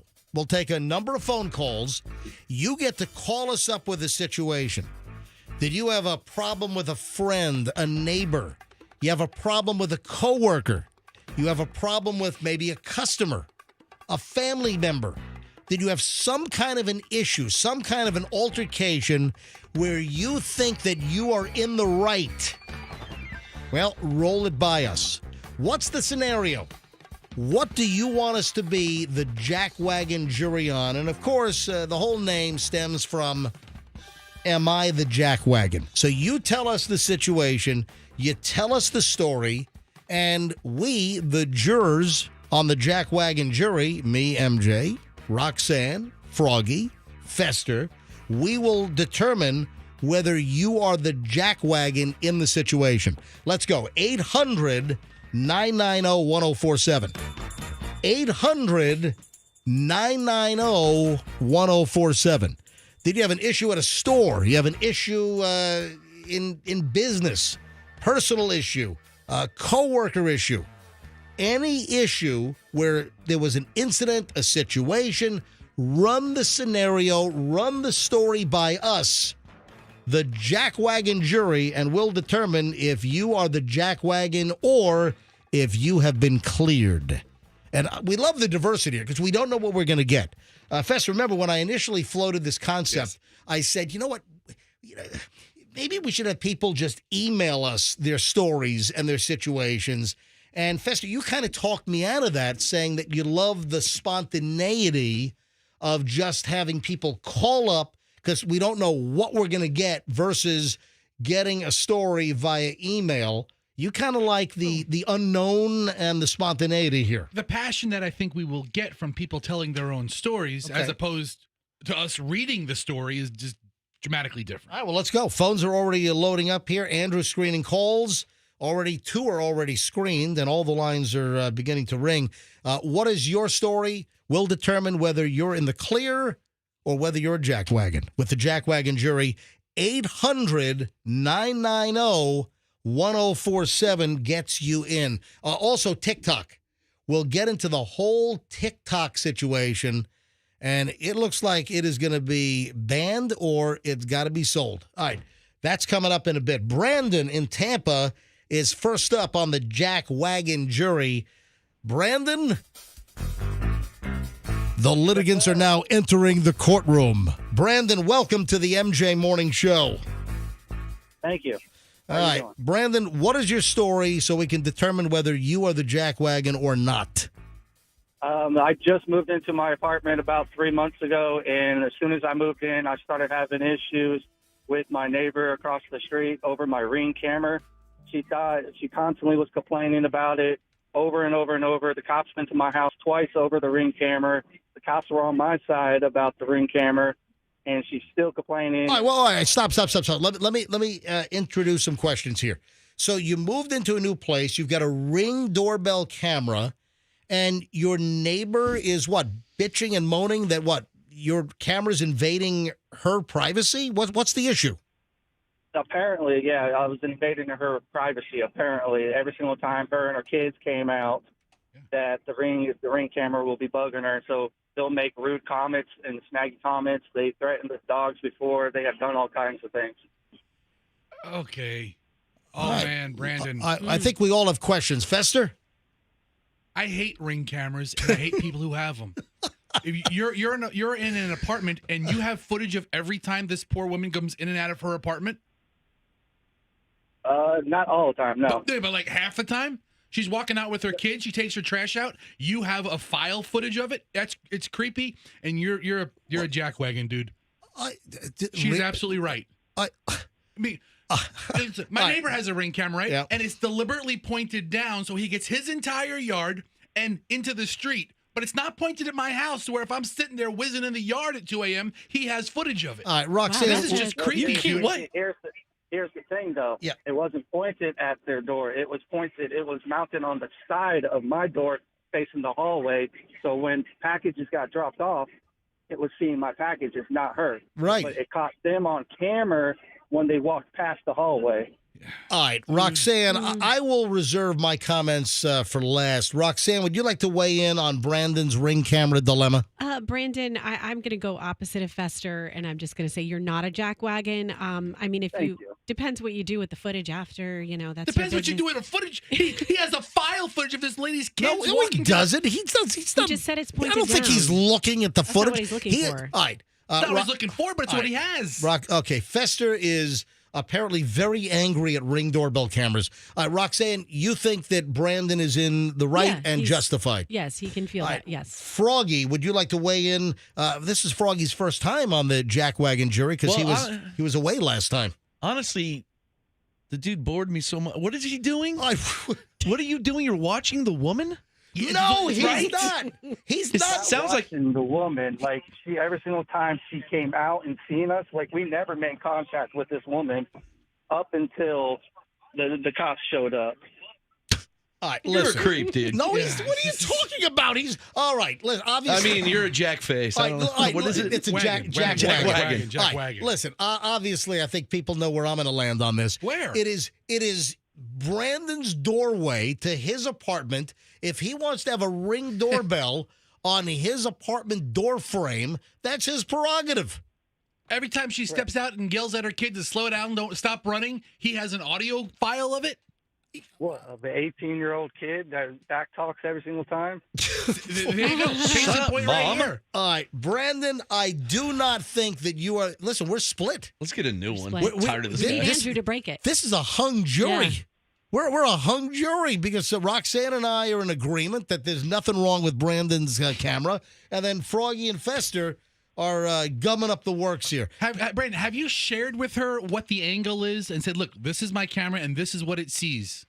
Oh, yeah. I shared it to my apartment complex, the cops, her, and she's still complaining about it. All right, so the cops are being called, and the cops are siding with you that you have all the right to have a Ring doorbell camera, correct? And the apartment people, correct. Oh, and the apartment management, really? Yep, the upper management. There you go. I guess I would be on alert for any kind of damage or vandalism toward your Ring doorbell camera. She's gone. What? Yep, they evicted her. Oh, they evicted. Oh, this is So she's got some other issues. They threatened my dogs, and they also made threatened comments towards me and my wife. Oh, so they got evicted. And listen, but Brandon, you were not the Jackwagon. You're a Brandon, Jackwagon. thanks. No, he's not the. He's not. Brandon, thanks for calling in. It's a twist. Thank you. All right, that opens up a line, 800-990-1047. If you have a story, a situation, let us determine whether you are the Jackwagon or not. Let's grab Jerry in Valrico. Jerry, enter the Jackwagon courtroom for the Jackwagon jury. Okay. Jerry, what is your story? I have a problem with a landlord. I own a mobile home. Yes. I am on their property, which I pay $790 a month rent. For 2 years, I have been unable to flush toilet tissue down my toilet. Oh, my God. All right, I'm going to tell you right now, this is the best call of the day. All right. Okay. Oh, no. For 2 years. All right, so, Jerry, what are you doing with your soiled toilet paper? I am using doggy bags. All right, so the problem is you're renting the mobile home? No, I own the mobile home. So these mobile home communities, MJ, you own the mobile home, you lease the land. Oh, so they're responsible for the sewer and water? Right. Gotcha. And, I have tried for 2 years, even with my HOA, to get them. They cost me $538 to get my part of the problem solved.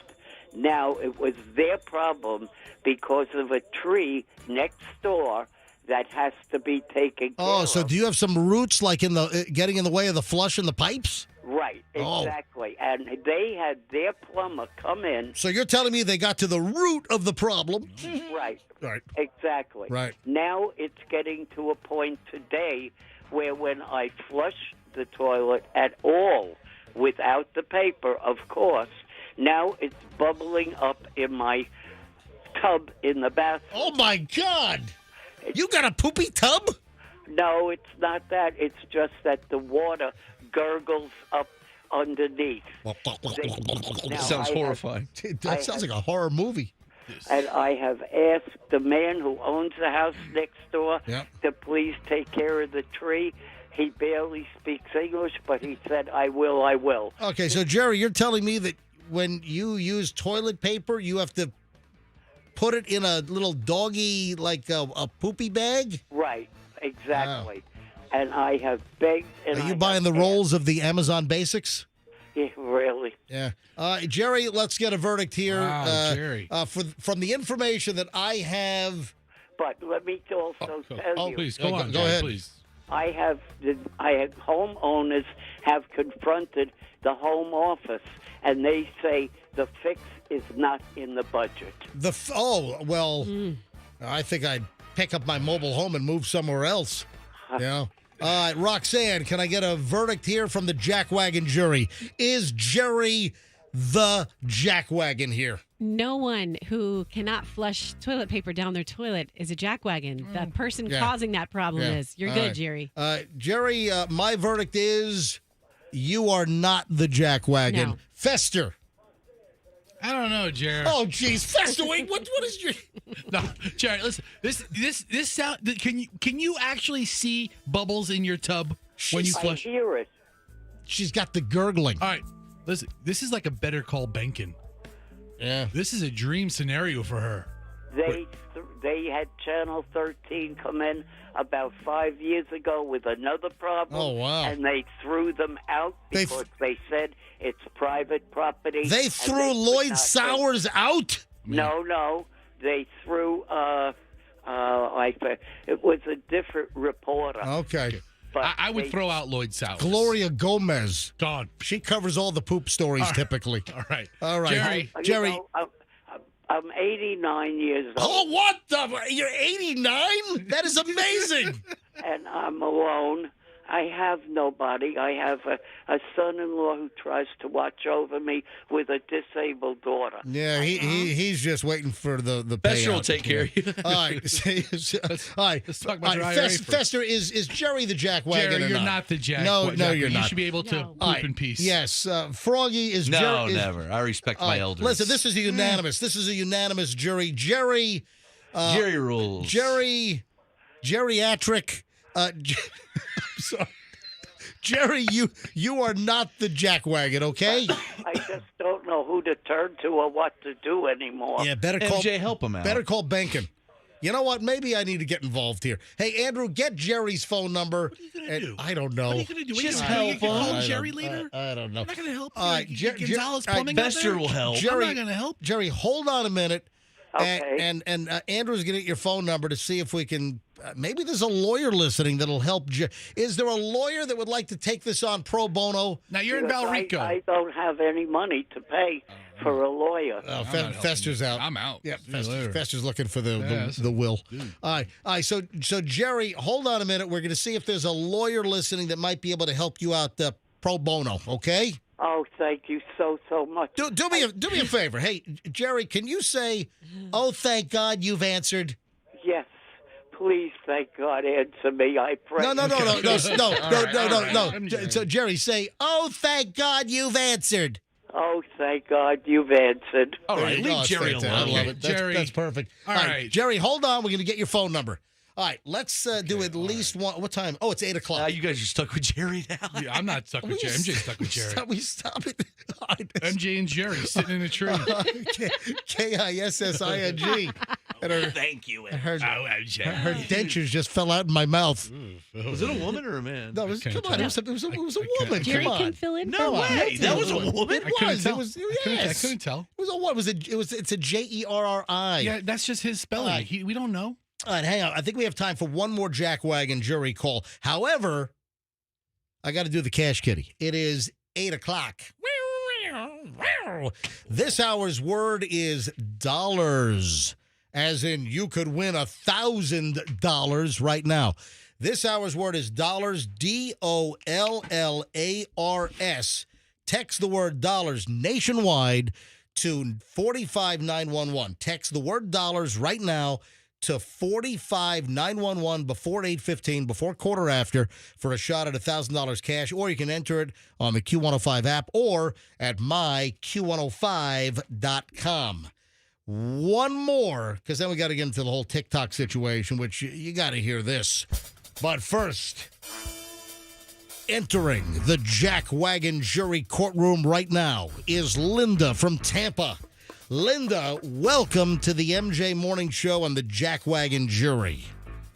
Hello, good morning. Linda, please tell us your story so the jury can come up with a verdict. Okay, so I had moved to a new town, and my husband and I had tickets to a concert. I had a new 1-year-old baby who no one had ever watched except for family.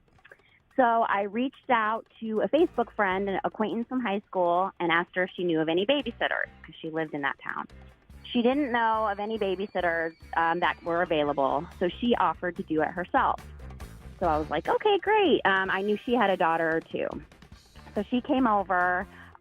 She's pretty well off. I mean, she's not like a poor lady. She came over. I made her a nice dinner beforehand. We had a bottle of wine to chat and catch up. Uh-huh. She stayed and babysat for several hours. We went to the concert. We were home decently late. It might have been like 10:30. So anyway, as I'm walking her out to her car, I'm kind of talking, and I'm just like, oh, if you ever need help with Shannon, her daughter, let me know. I'm like, thinking we're going to be friends, and she's talking, and she's telling me all the things she wants to show me around town, and we can hang out. But I did not offer to pay her. In my head, I'm thinking, it's friends. I'll get her back. It's the quid pro quo thing. Anyway, she kind of got in her car, and I could tell she was a little stunned, but it still didn't dawn on me that it wasn't because I didn't pay her. Was she miffed? I don't know. She didn't say anything. Right. I never heard from her again. I never heard from her again in the town. So let me guess. You want to know if you're the Jackwagon for not paying her. Yeah, not paying her for babysitting my baby. I mean, she was, so that's why I made her a nice dinner. All right, let's let Roxanne have the final word on this because you kind of deal with the babysitters in your family. Yeah. Fester, you're first. Go. Yeah, you should have offered to pay something. All right, Froggy. Sure. Yeah. Sure what? Jackface. Yeah, Linda's the jackface in You're this. a jackface, man. It's Jackwagon. Oh, wagon, whatever. It's not the Jackface jury. It's the Jackwagon jury. So, MJ, I just watched. Yes. Just watched. Curb Your Enthusiasm, where Larry asked Mocha Joe to deliver the jumper cables. And he did it, and Larry thought it was a favor, and Mocha Joe thought he deserved a tip. And it was a big riff, and it just kind of reinforced the importance of, hey, if somebody's going out of their way to do something for you, a couple of bucks always helps. All right, so I'm next. Roxanne will wrap it up. Linda, you should have at least offered or said, can I give you something, or pulled out how long was the babysitting gig? It was probably like 3 to 4 hours. Yeah, you should have pulled out $25, $35. $40, 40, how much? $6 an hour? I mean, maybe 40 or 50 bucks would probably be the minimum. Okay. So I would have at least whipped out a couple of Andrew Jacksons, a couple of 20s. Yeah, you should have offered it up. Roxanne, you have the final word on today's Jackwagon jury. Linda, when you first started telling the story, talking about drinking the wine, I was like, all right, I like Linda. I don't know that I would get the babysitter drunk before I left, but I was like, I like Linda. And I do still like you, but you should have offered. Just being in the young kids world, man, unless it's not family. If someone even like brushes my kid's hair, I'm like, here's $20. Linda, like that. People who take care of your kids that aren't your family generally expect money. Linda, I'm sorry if this is not what you want to hear. However, yes. Everybody, you ready? Linda, you are the Jackwagon. I'm sorry, Linda. We're not sorry. You're a Jackwagon. That's okay. I've actually been thinking I I'm just gonna Venmo her out of the blue. Yeah, do it. And then you have nothing to worry about. Linda, thanks for checking in. And how old's your kid now? He is 6. All right, so this is 5 years ago. Oh, so wait a minute. You're going to Venmo him out of the blue 5 years later?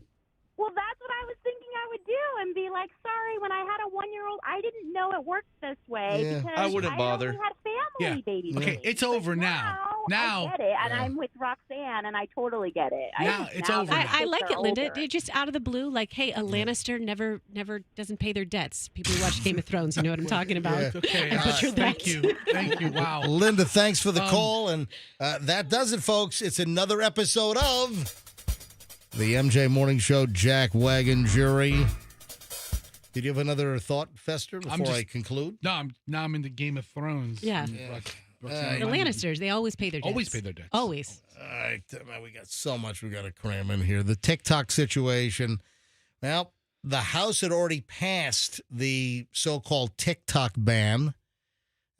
Other things attached to it, but let's focus on the TikTok ban. And now the Senate has passed the bill forcing the TikTok parent company ByteDance to sell TikTok to a non-Chinese communist-related company or face a ban in the United States. So the House has passed it. The Senate has now passed it. And now it's going to Biden for a signature, and Biden says he's going to sign it. So, folks, initially it was like you have 6 months to sell it. That has been expanded to 9 months. There's so many moving pieces here. I am not a TikTok fan.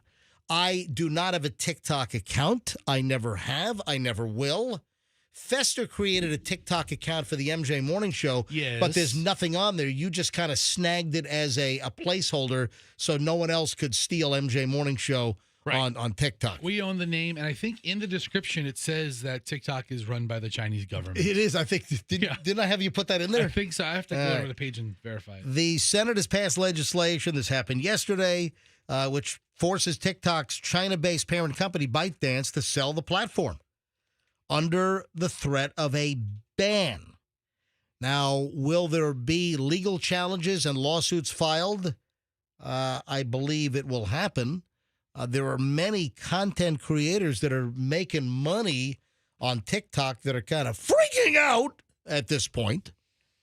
But if the platform is sold to a non-Chinese commie government connected company, then it should be business as usual. But the question is, what is ByteDance, the parent company, going to do? Are they going to try to fight this thing? Yes. That's the issue. It has to be sold to a company that can't control the algorithm or grab data to pass on to the communist Chinese government. Folks, TikTok is a massive invasion of privacy app. The data collection is immense. They have access to all of your texts, your email, all of your photos. We know that, and they haven't revealed who, what, when, and where because this was like a national security issue, but we know, the feds know, our agencies in national security, they know that some government employees have been tracked and followed through the TikTok app. And that's just one. A lot of evidence was presented to Congress behind the scenes, behind closed doors, as to not expose some of our national security gathering techniques. But the TikTok legislation is part of a much bigger bill. Is a $95 billion package, foreign aid to Ukraine and Israel. So it passed very easily in the Senate, 79-18, and Biden is going to sign this thing. So essentially, it is sell TikTok to a non-communist connected company, or it's going to be banned in the United States. And, TikTok has pulled out all of the stuff. I don't mind taking some phone calls here. If we have any TikTok creators that are making serious money. Dude, Shorty Shane makes money on TikTok. Maybe we ought to call up Shorty Shane. That's right, Shorty Shane. He has a lot of credit. And Shorty Shen knows how I feel. I was watching him yesterday wrestle an alligator. Mm-hmm. Oh, that's right. I did see that. That popped up. No, that popped up on my Instagram because I don't have TikTok. Right. But it popped up on my Instagram feed. All right, folks, if you have any thoughts on this, any thoughts on the TikTok ban, which looks imminent at this point unless there's a sale, 800-990-1047, 800-990-1047. If you want to weigh in on the whole TikTok situation, especially we'd love to hear from you if you're making mint, you're making bank on TikTok. And are you worried? Are you like shaking and quaking on this thing? You know, TikTok is trying to pull out all the stops, but also some of the things they did kind of reiterated the control and the power that they have. Remember a couple of months ago, the TikTok app, they encouraged like all the users to call Congress, call your congressman, call your senator and complain. And that pissed Congress off even more because their offices were getting flooded. But it was also a demonstration of how a communist Chinese government company or a connected Chinese, how they can manipulate and kind of move the American population to do something, to act out. So that kind of backfired on them. And then they're running all of these ads. Like there's some like white American lady. Hi, I'm the chief. She popped up. Yeah. Oh, this is an ad that just started running like a week ago. Yeah. Hi, see if we can find that. See if it's on YouTube. Hi, I'm so-and-so. I'm the security chief for TikTok. I'm U.S. based. I'm an American. We go through all of the hoops to protect your privacy. So they're pulling out all of these stops. But we know that the Chinese Communist government has access to all the TikTok data and that they've used the data. It's about tracking Americans. It's about compiling data. Data is power.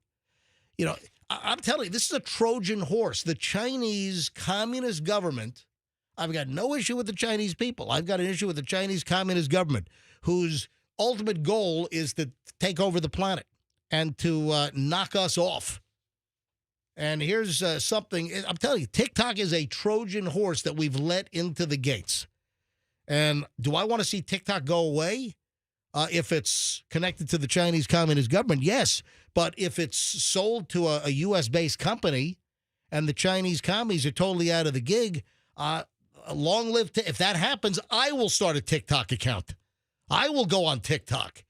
I bet you will. If it's out of the Chinese. Hey, what about the other feel-good commercials? So here they have this U.S. security expert, this woman, trying to soften things up. Then they have these feel-good commercials, and there's one like, hey, yeah, we use TikTok in the nursing home, and our elderly geriatrics, they love TikTok. So they got a commercial that TikTok is keeping these old people alive. Yeah. And it's making their days brighter. And if TikTok is banned, they're all going to die. Listen, while you're not visiting grandma, they're all going to die. You know? You're not going to visit your old man in a home. Give him TikTok. Todd, I just saw these twerking people. Yeah. This is fantastic. So ByteDance would have 9 months to sell TikTok. It was previously 6. And that would even extend potentially another 3 months if a deal was in the works. You've got 170 million Americans that are on TikTok. They mobilized users to badger Congress. It shows they know your patterns. I know we've hypothesized this, MJ, but did it ever come out in all these legal conversations?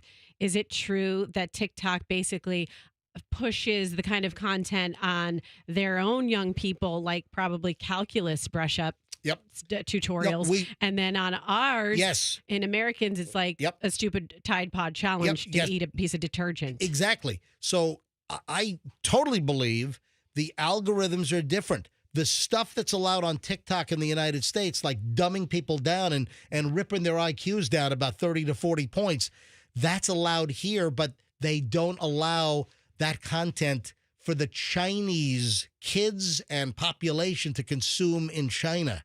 So I'm telling you, it's all part of an infiltration deal here to screw with American society.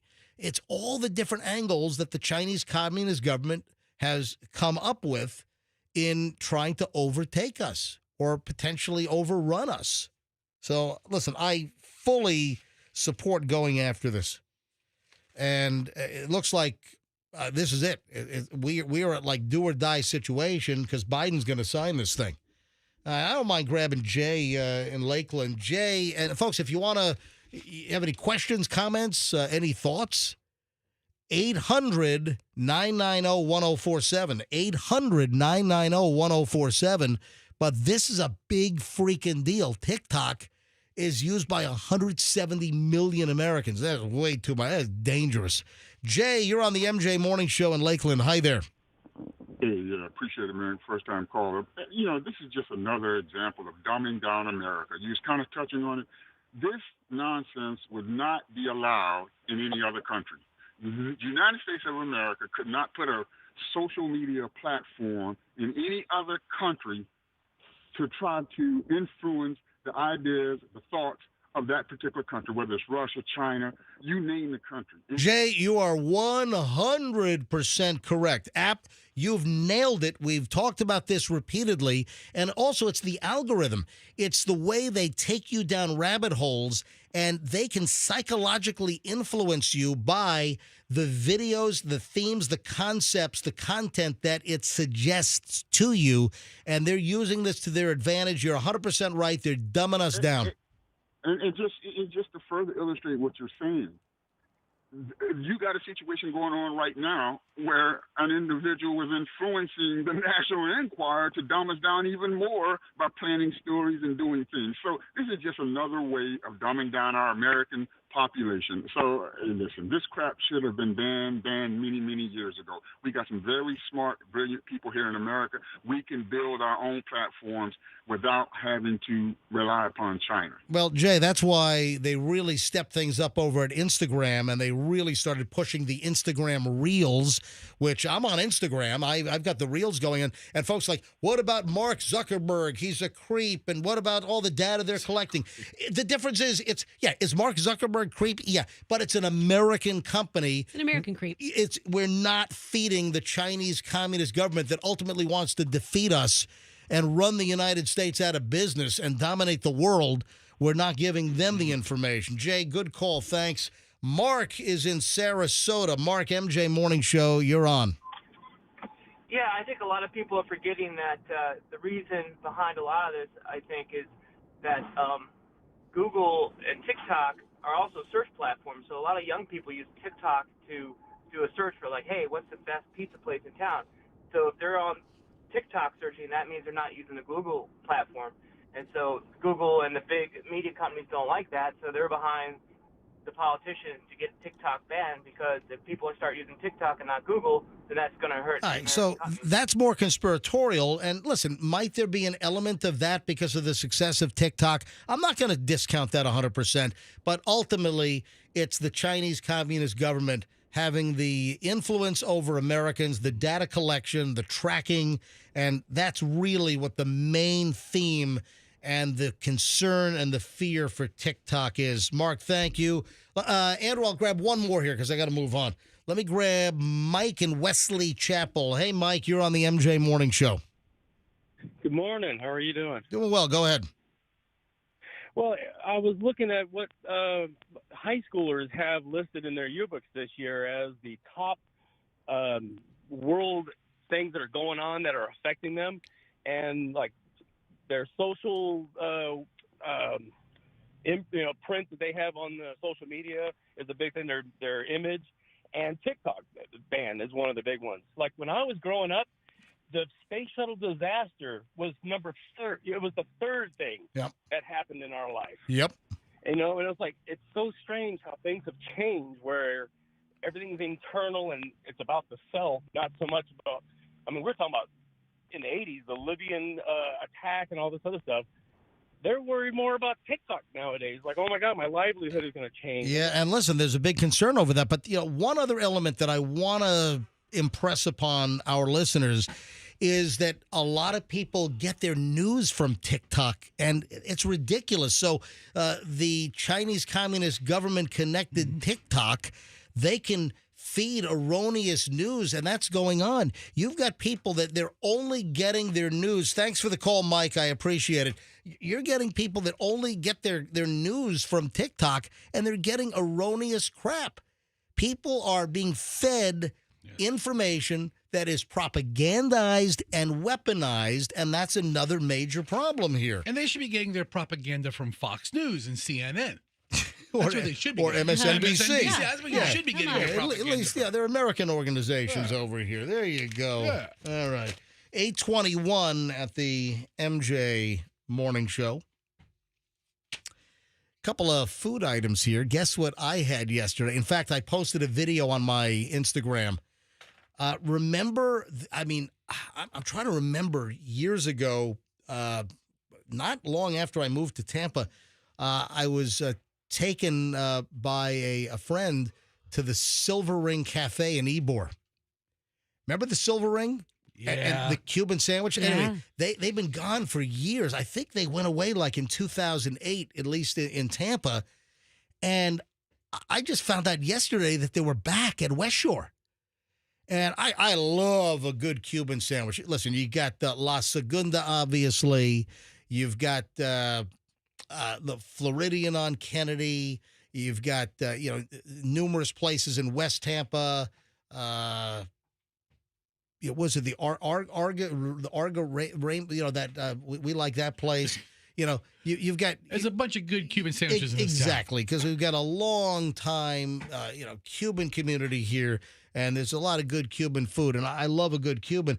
And I was at the mall yesterday, going to New Balance, because I'm a New Balance fan, so walking 20 miles a week plus.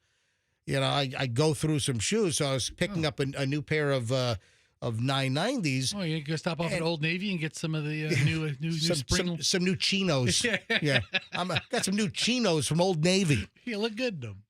Anyway, I go to New Balance to pick up some new shoes yesterday, and they say somehow we got in a conversation about the mall, and there are just tons of dead spots in the mall, and listen, West Shore is. West Shore has seen much better days, and it comes up in conversation that the famous Silver Ring, the Cuban sandwich special, that they're back, and they opened up in the food court. So yesterday, I'm like, oh my God, really? That's cool. I haven't had one in years. So I went to the food court, and I grabbed their classic Silver Ring pressed Cuban, and it was delicioso. It was fantastic. So, shout out to Silver Ring, which is now in the food court at West Shore Plaza Mall, and it's a killer Cuban. How long have they been there? They just opened up 2 months ago. They opened up like at the end of February. They're just freshly back. How dead was the mall? Mall was pretty dead. Yep. You could have done a Blues Brothers scene in there and not hit anyone. Nah. Yeah. I could have smashed the Bluesmobile right through JCPenney's window, and wouldn't hit anyone in that place. No, listen, so many places are gone. There are tons of empty spots in West Shore, and you know what's happened? You have a lot of non-conventional places. You have a lot of. Are you leaving now? I thought you were leaving at 8:45. She said 25. 8:25. 25. Oh, you're leaving now. You got 60 seconds, Toots. All right, so Roxanne is slithering out. Slinking out. You have an appointment? Yeah, I will be back tomorrow. Well, actually, I'll be back here very shortly. Gotta run out and come back Can in. you say what your appointment is? No, it's her business. It's private. I don't. Yeah, it's medical. Is it divorce? It's HIPAA. It's not divorce related. No. You're not going to see a divorce no, we attorney? made it a year. I told you that. Oh, we that's made it right. one full year. That's right. But also, when I was in West Shore yesterday, because I had not walked around that mall, I'm a destination guy. I pretty much just go to New Balance every couple of 4 or 5 months and grab some new shoes. I'm into New Balance. I'm right out. So I had not walked that mall in a long time, and there's a lot of vacancies in there, but also a lot of like non-conventional one-off places, like kind of mom and pop places. I guess you can get some cheap rent there at the this time. The non-franchised or non-national chains. Exactly. But I could have grabbed a 1974 Dodge Monaco with cop shocks, cop tires, cop motor. It's the model before catalytic converter, so it runs good on regular gas, and I could have just driven through that mall and not hit anybody yesterday. Look, baby clothes. This mall's got everything. Yeah. I got a question. Yep. Earlier this week or last week, it came out that West Shore Plaza is slated to be knocked down. Yeah. In the fairly near future. Let's buy it. Yep. Do you think we could race through the mall? Oh, could we do? Once all the stores are out, once all the people are out, Can maybe we keep a couple of old kiosks there? Can we do a Blues Brothers reenactment? How awesome would that be? That would be incredible. Right? The MJ, it's too bad that I got rid of the old MJ morning show Bluesmobile. It's the way it was time for that thing to die anyway, but Yeah. we could get another I'm car. sure I can find the 1974 Dodge Monaco somewhere. They're pretty. New Oldsmobiles are in early this year.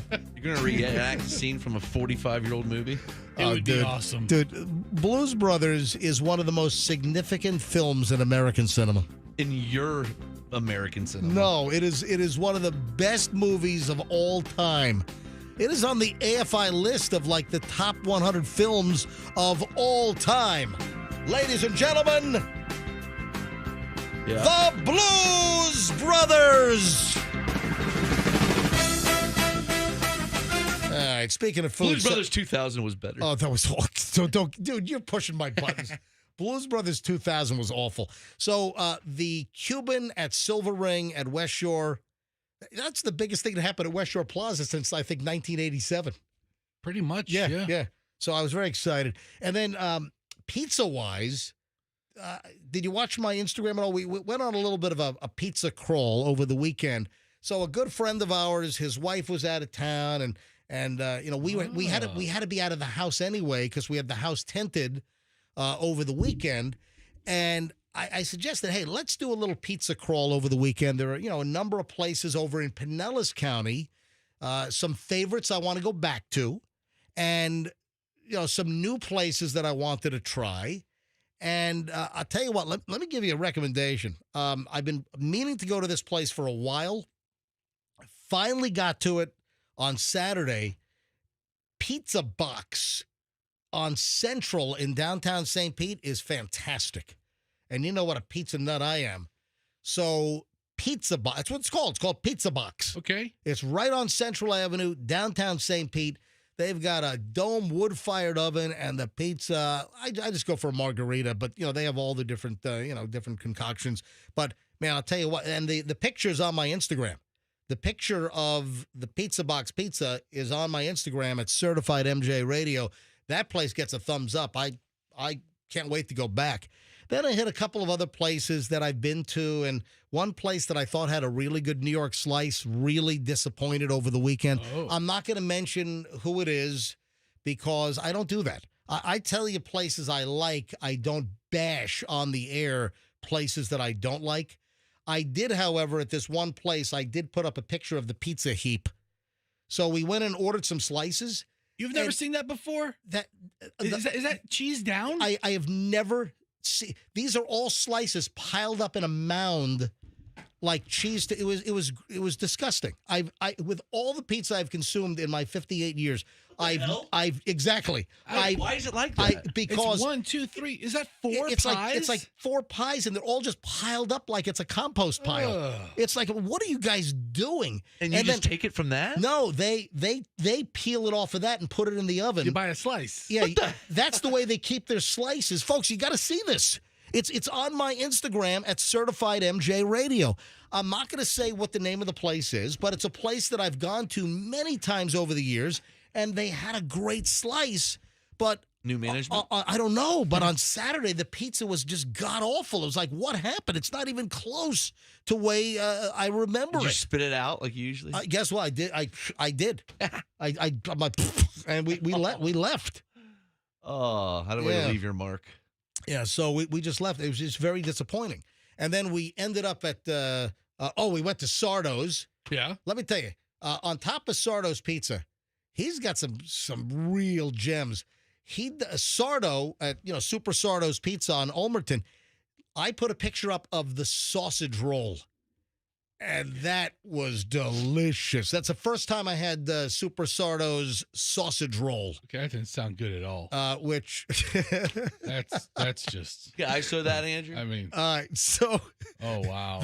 The picture of the sausage roll is on my Instagram at Certified MJ Radio, and that was just delicious. So thanks, Sardo. And then we ended up at Nona Slice House because our friend Mark had never been to Nona, and we ordered the Old World Margarita Pizza and the Detroit style, and just both were spot on, delicious. You took 3 pizza plates or four in a day? Well, we went to more.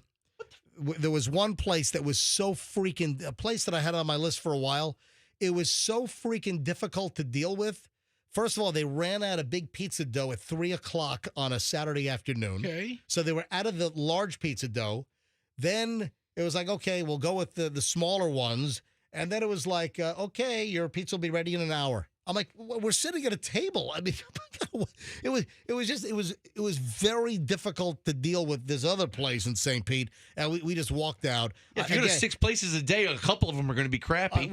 And then there were some other ones that were just awful. Was Mark throwing up when you got back to the car? No. Feeding him 6 slices of pizza in a day? Mark said, man, that was a lot of fun. Let's do it again. Pizza tours with MJ. Yeah, MJ Pizza Tour around, and that was a little Pinellas pizza crawl. Next time I have a relative in town I don't like, I'll send them with you. Stop it. Hey, I've got a question. So we just heard about a Tampa-based Carnival cruise ship that saved about 30 people stranded at sea. Did you see the story? I did.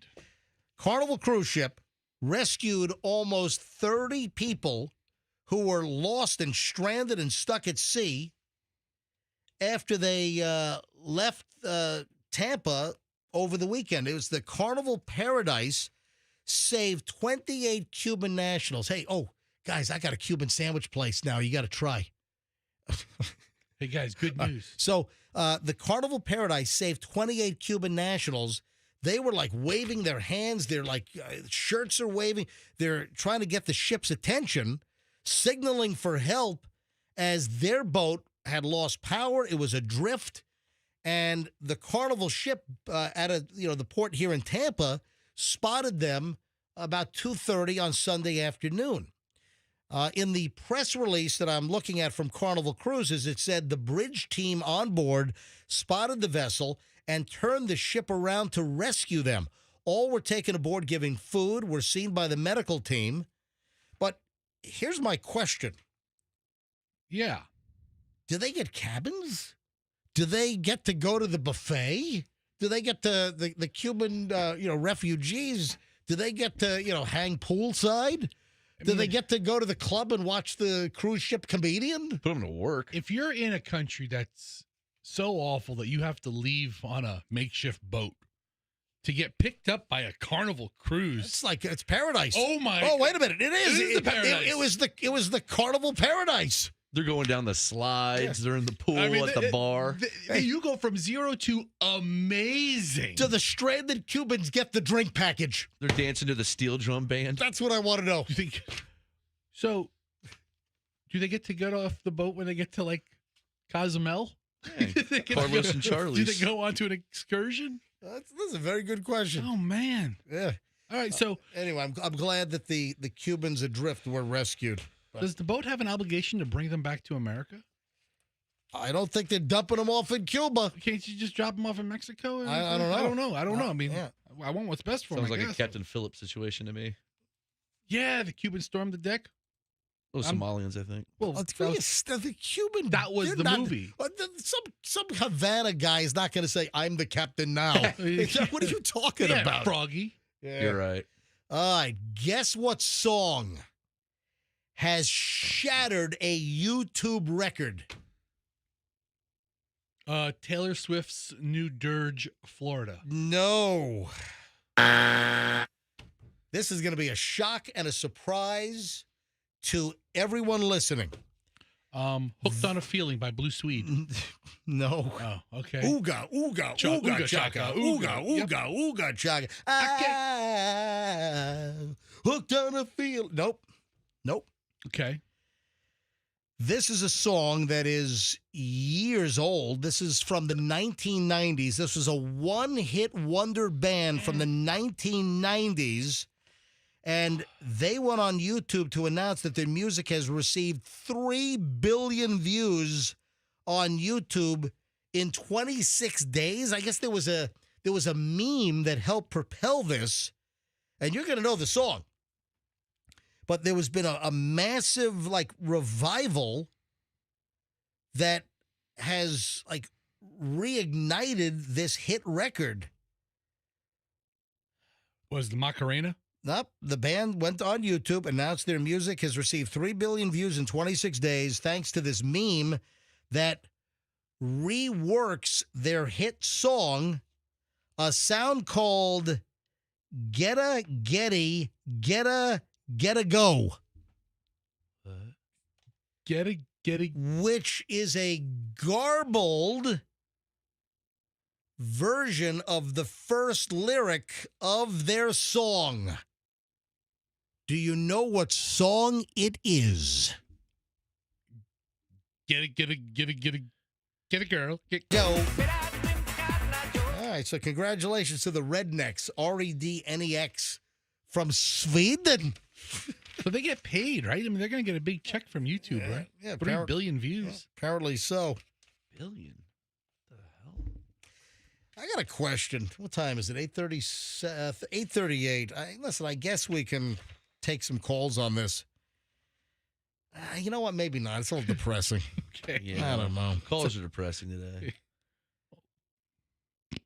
Hold on. Let me think. What's the subject? All right. California mom was on a video work call when she was offed by her husband. Okay, what? So this woman in California was on a video work, like a Zoom call, and the husband took her out while she's on the Zoom call. I'm like, oh my God. The husband then was found deceased. A 9-year-old kid left behind, no parents. And I don't know, is this I was just going to say, that's an extreme, bad Zoom call.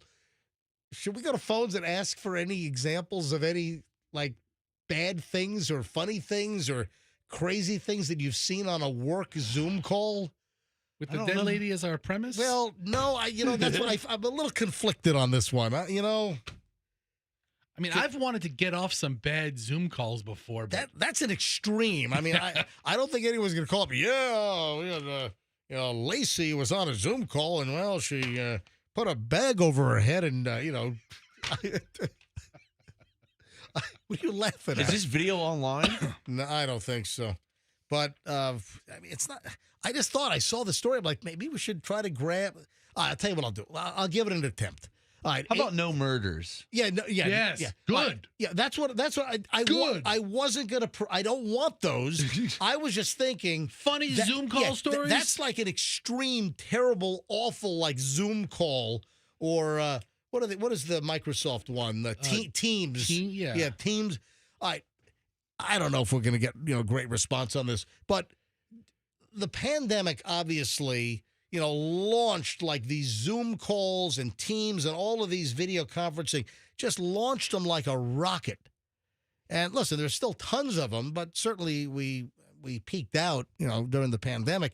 But I guess the question I would have right now for MJ Morning Show listeners is anything really bizarre, anything really weird? Jeffrey Tubin, if you want to call in. He's not the guy. That's funny. He's not the guy you want to call in. It's all the other people in the room that I want to talk to. Any weird thing, anything you saw on a Zoom call, all the folks from your work are on a video call, 800-990-1047. I feel a little guilty that, the idea for the phone-in segment. It's just the catalyst of the bit. No big deal. But the catalyst is, a really terrible story.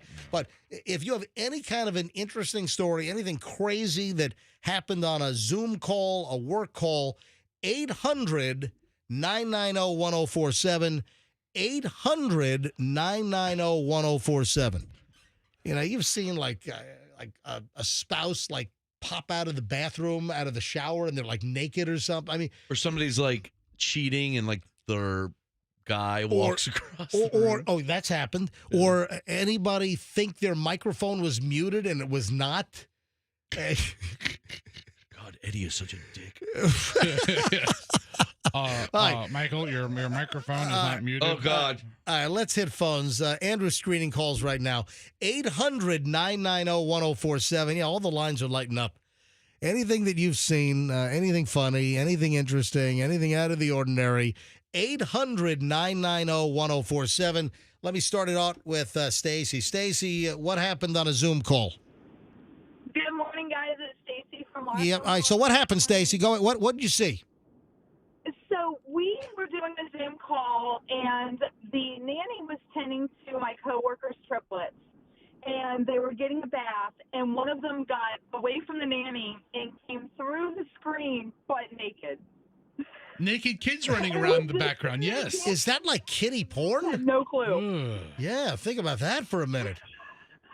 And how old was the kid that ran through the Zoom call naked? About 2.5. And how long did it last? Stacy, hold on, Stacy, you dropped out. How long did it last on your screen? About 2 or 3 minutes. Wow. And then how many employees were on this Zoom call? Attending to the other two in the bathroom. Yeah. How many were on the call? It was my boss, it was my coworker who was HR, and it was myself. Oh wow! All right. And I was doing an actual job interview. It was on Zoom, and I actually got the job. Wow! All right, with kitty nakedness at all. Yes, Stacy. Stacy, thanks for the call. Candace is next. Candace in Lakeland. Hey, Candace, you're on the MJ Morning Show. Go. Hey, good morning, guys. Appreciate you guys. I was on a call with about 20 people, and one of the girls turned around and started beating her kid in the middle of the call. Oh my! With like what? A hairbrush or a hand? Well, she was just yelling and screaming at her, and then got up out of her chair, and you could hear her beating her kid in the background. Oh my God! Was there any backlash or repercussions from work? Well, I mean, I don't know, but the facilitator shut her screen off. Oh, yeah. You're like, yep, okay.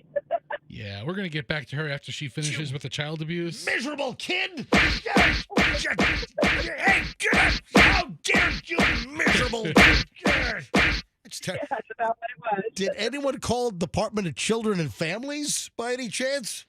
I mean, it happens so fast. Like, facilitators are on that stuff. You know, when they see, they're like on guard, kind of like you are when you dump somebody, like your son yesterday. Yeah, I had to dump Julian. By the way, Julian, my son, we're talking about the protests up at NYU, and Julian, my son, drops the F-bomb. It's like, dude, he grew up with me on the radio. He knows better. But you know what happens? You know, in college, they're all cursing, and when he comes home, he's like a curse machine. And I'm like, Julian, watch your mouth. And he dropped the F-bomb. Bleep you, Dad, man. I had to dump it, so it got dumped on 104.7 over the federally regulated airwaves, but it did not get dumped on the podcast or MJTV. It's still there. Candace, thanks for the call. Paul is in Apollo Beach. Paul, you're on the MJ Morning Show. Hi. Hey, good morning, buddy. Good morning, everybody there. Morning, Paul. Go ahead. Hey, Paul. Hey, I actually, during that time, I was actually dealing with veterans and retirees from McDale and whatnot. Yep. I'm in a Zoom call, and suddenly, I mean, I had like at least 7 or 8 people on the screen. My daughter, back then, she was like barely 6, 7 years old. Right. She comes up to me, and literally interrupt me in the middle of the meeting. Daddy, I feel sick. And I'm like, baby, hold on. I'll let your mom know. Baby, she threw up all over the computer. She splattered the computer, screen, I had to end the call. And that was my,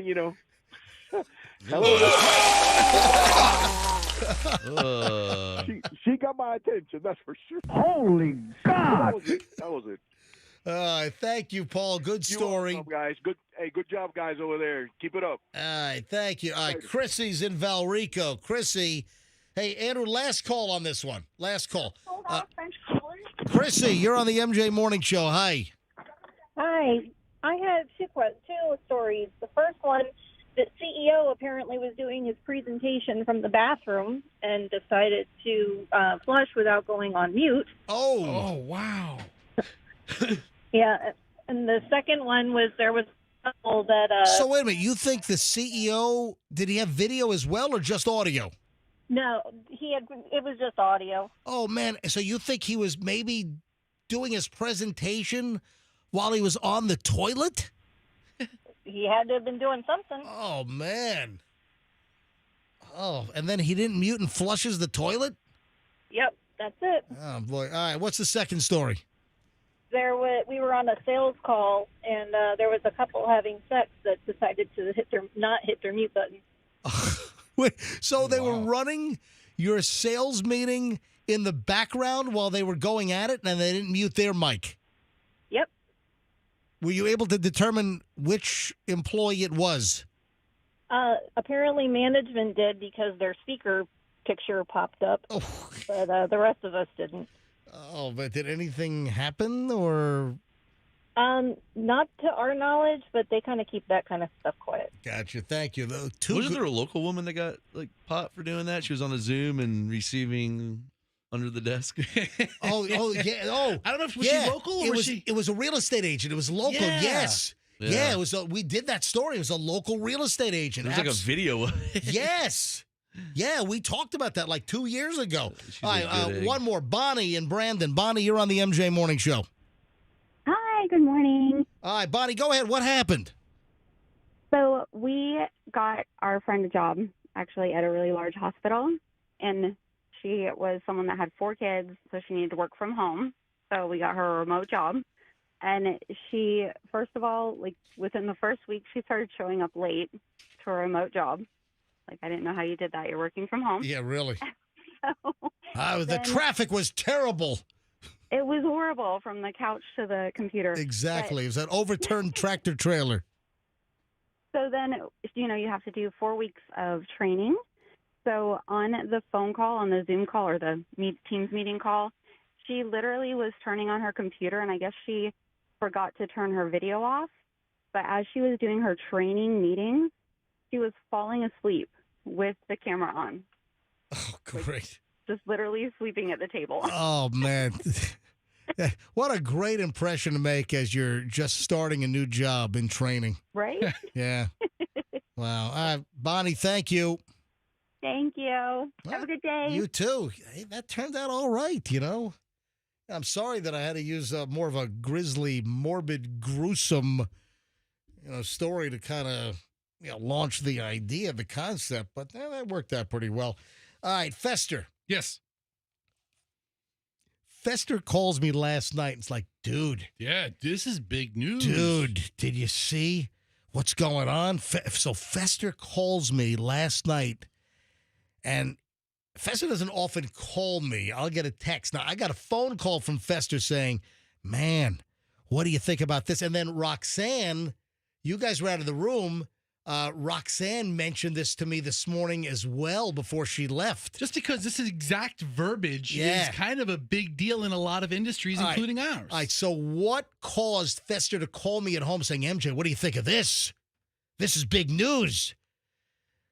What is it? We'll tell you next, right after the break. First thing up, I'm not going to dawdle. I'm going to get right to it right after the break on the MJ Morning Show. Don't move. We'll tell you next here on Q105 and the MJ Morning Show.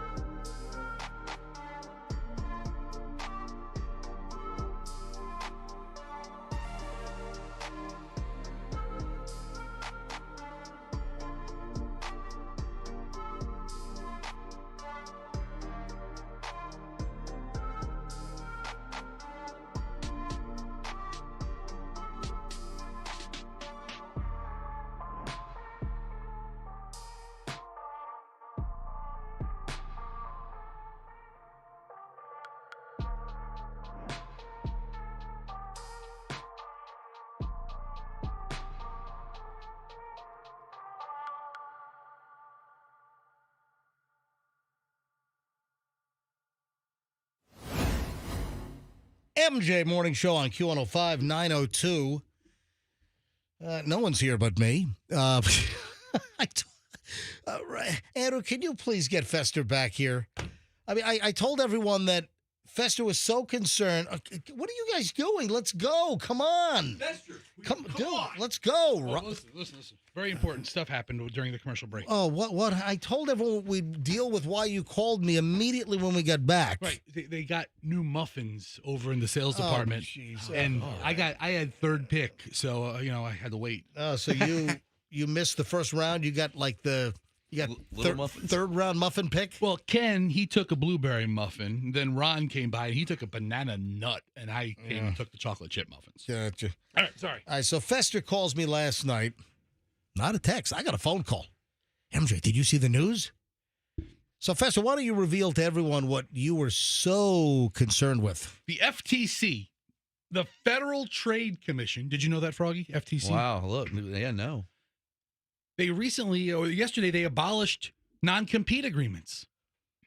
So if you work for an employer, they can't have a little clause in your contract or your work agreement that, and by the way, you can't work for our competitor for 6 months or a year or whatever it is. Yeah. And it's in all kinds of industries. I say it's in radio because if, these contracts they give us that are not worth the paper they're written on say, by the way, once we separate from you, you can't work in another broadcasting company for... Typically, it's 6 months. Yeah. I've always had a non-compete. In my career, I've always had a non-compete. And I had my non-compete as low as 3 months. Right now, I think I'm sitting on a 6-month non-compete. But according to the FTC, that's not valid any longer. My contract is changed overnight. Well, your contract is coming up in the fall, right? As is mine. Yeah, you guys are going to be with Chad and Christy before you know it. We'll be replacing Chad and Christy. Chad and Christy and and Fester and Froggy. Yeah. Chad's abusive. I don't want to work with him anymore. It'll be the Mike and Dom show. He yells at me. So here are the details. And this is actually from the Federal Trade Commission, the FTC website. FTC announces rule banning non-competes. FTC's final rule will generate over 8,500 new businesses each year, raise worker wages, lower healthcare costs, and boost innovation. I completely agree with that. There's one complication. Are there going to be lawsuits? So is this going to be challenged in a court of law? That's the question. By who? Well, let's see. Let's see if any companies decide to file a federal lawsuit suing the FTC and challenging the validity of their ban. So here's the release yesterday from the FTC.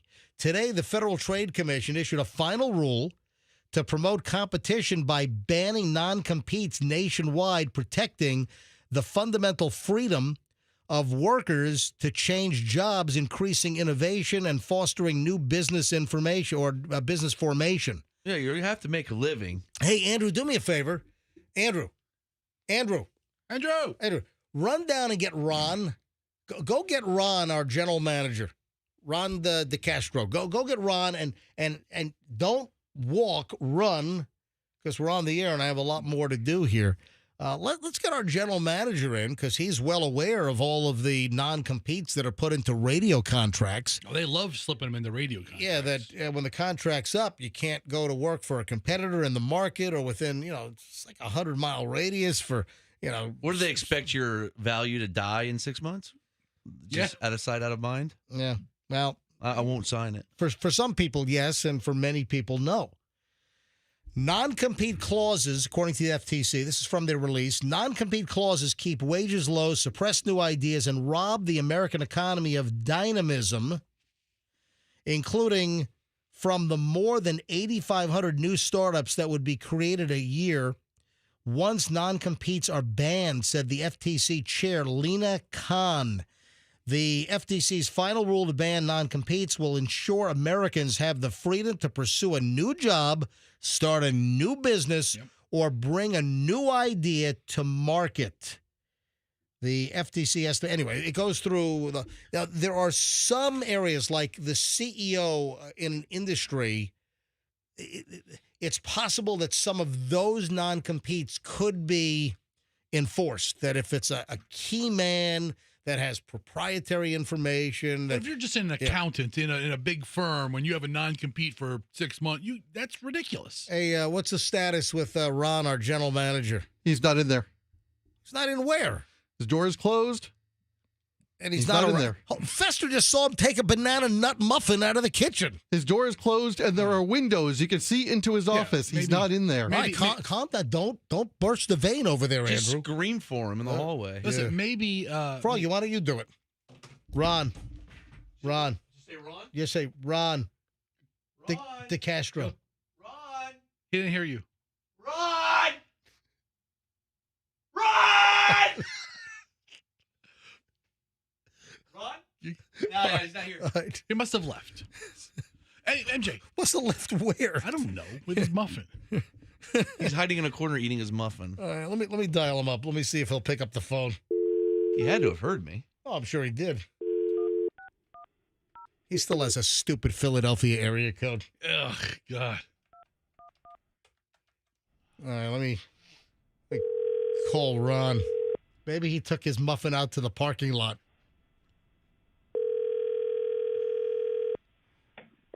Hello? Hey, Ron, it's MJ and Fester and Froggy calling live. Roxanne had to leave for a medical appointment. But, Ron, are you around?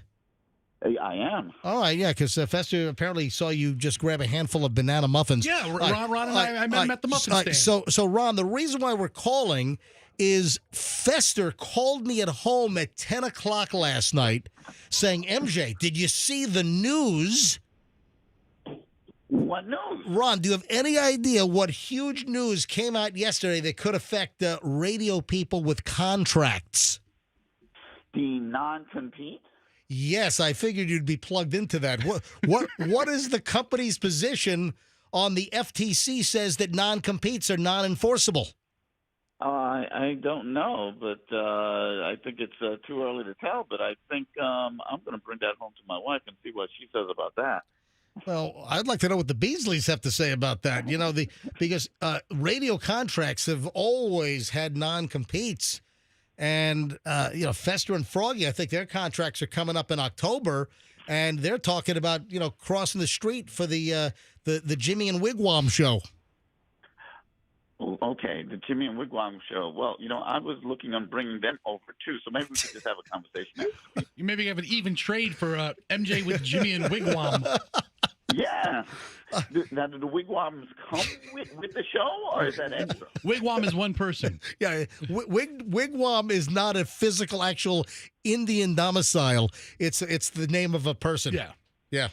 Oh, God. Yeah, Hey, well, listen, I'm going to tell you why you guys aren't going to want to leave here. Yeah. Because we're getting a brand new pool table with the Beasley logo on it. And I think that beats a Wigwam any day. Yeah, I saw the big email that we have a new pool table coming in soon. We're all really excited But about Ron, is there any chatter amongst the managers and the corporate executives here at Beasley Media Group about the non-compete situation?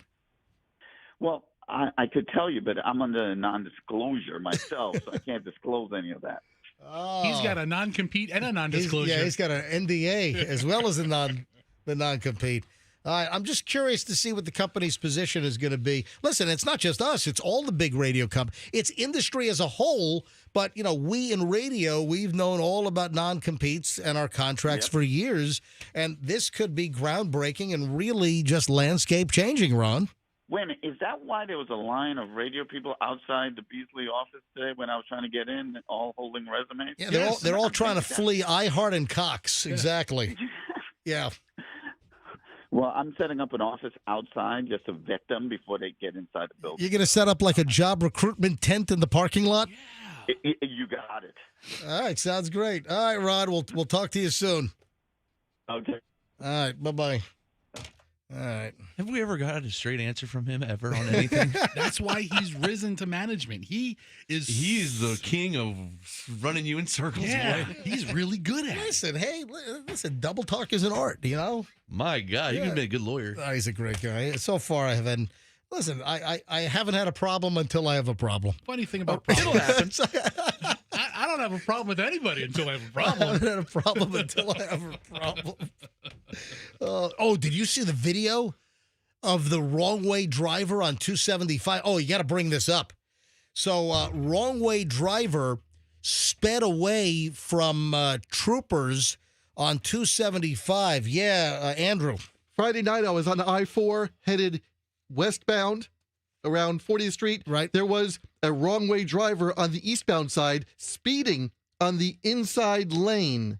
I did call 911. I'm sure a bunch of other people did too. This guy was flying he's going westbound in the eastbound lanes. Going westbound in eastbound lanes. Yes. And this was Friday night.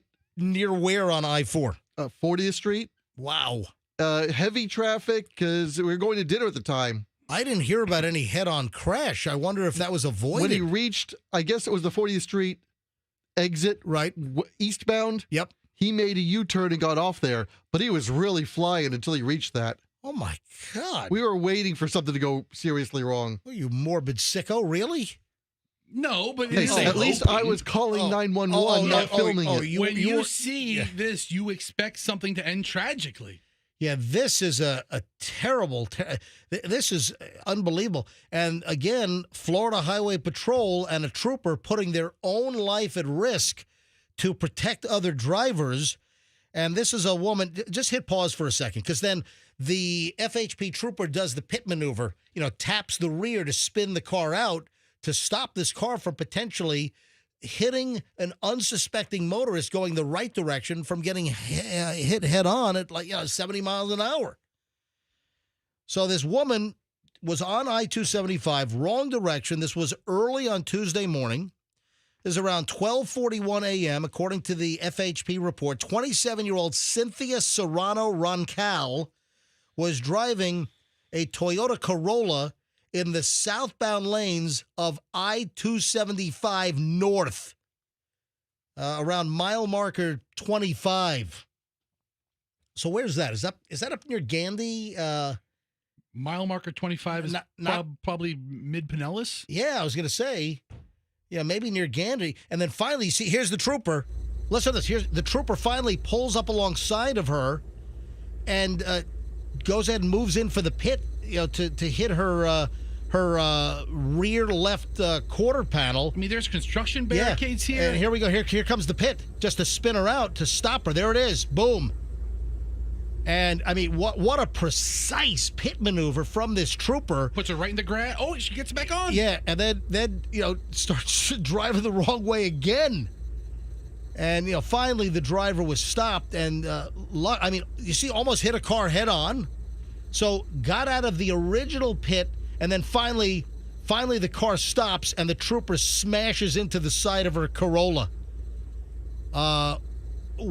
And then she's like, "What are you doing? What's going on?" It's like, you're going the wrong way. And then here come then there are two more trooper cars coming from the correct direction, and they box her in.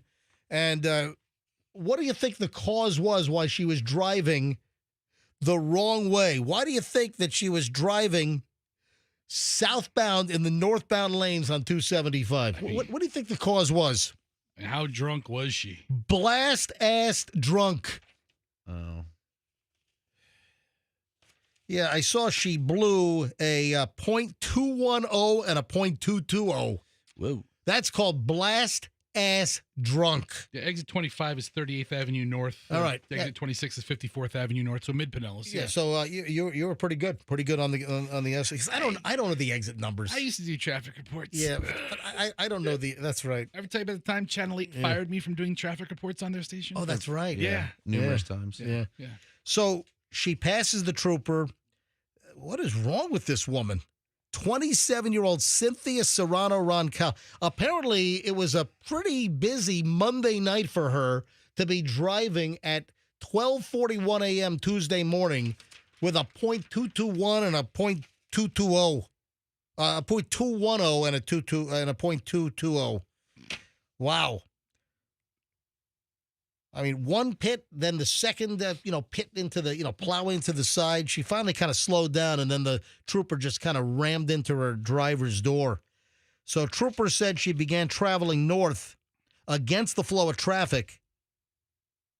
So was the trooper aware of her, or did he just come up on her? Because the trooper was going in the wrong direction as well, trying to stop her. Right, but the original footage shows him going in the correct direction. Yeah. Here she comes, boom, he's banging a Yui on the interstate. Exactly. And now he's behind her. So I don't know if he knew to look out for her. I'm guessing there was some 911 reports that came in. So he's driving in the correct direction. He or she, that trooper, then did a Yui and then heads in the wrong direction.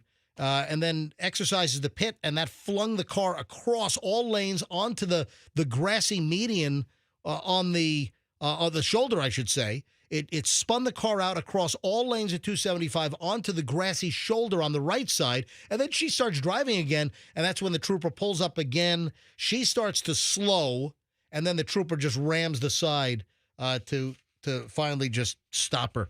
Cynthia Serrano Roncal. You ought to look at her mugshot. Man, she looks polluted in her mugshot. I'll hold this thing up to MJTV so you can see it. Is she pickled? Look, oh, yeah. Yeah, she's in a little bit of trouble. Oh, yeah. It's like the frogs you worked on in biology class that were dipped in the formaldehyde.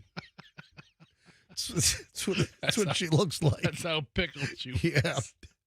So, what a story. And, she's in trouble. Yeah, she was charged with driving under the influence, blood alcohol of 0.15 or greater or minor in the vehicle, fleeing and eluding an officer, resisting arrest without violence, obstruction. So, again, you've got, remember, who was the trooper? Was it Tony? Tony Shuck. Tony Shuck, the Florida Highway Patrol trooper that put her life at risk by stopping that drunk driver that was about to plow into all those Skyway 10K runners. And she, took her Suburban and smashed right into that BMW 3 Series that was about to run over runners and joggers. And now here's another trooper. Again, I'm telling you right now, our Florida Highway Patrol troopers are totally underpaid. And I wish that the Florida legislature and DeSantis, I wish they would start paying our troopers as much as some of the highest paying agencies in the state, whether it's a police department or a sheriff's office. Start paying our troopers fairly. And we need more troopers. Yeah. I've driven from Tampa to Fort Lauderdale, didn't see one trooper the whole way. That it shouldn't be like that. So, what time is it? 9:20? I got a great pile of final items for the final segment here on the MJ Morning Show. So, here's what I would recommend. You don't move. You stay right here because I guarantee that you will be entertained and informed in the final chunk of, I've got some Hollywood stuff. Oh, Kanye West. Guess what Kanye West is up to? Yeah. And, remember the semi-celebrity that drove into a house? And died? Yes. Mm-hmm. Okay, yeah, I remember that one. Yeah, we have an update on that. Semi-celebrity. Yeah, it was Anne H. Yeah, remember? She was a celebrity. Yeah. I mean, and then for a little bit. Tom Brady's got fans all pissed off at him. We'll tell you why. Anyway, a lot of great things in the final segment. MJ Morning Show next. So don't move. If you're looking for luxury, folks, and if you're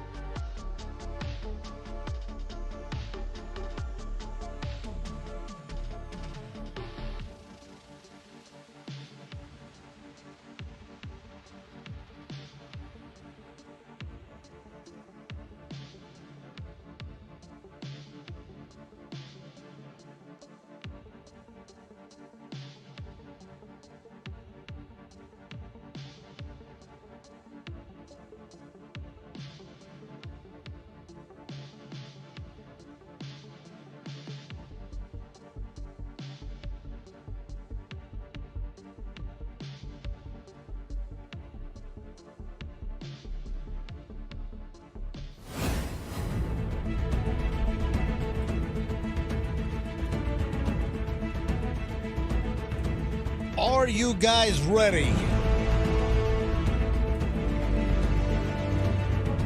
The final segment of the MJ Morning Show is upon us.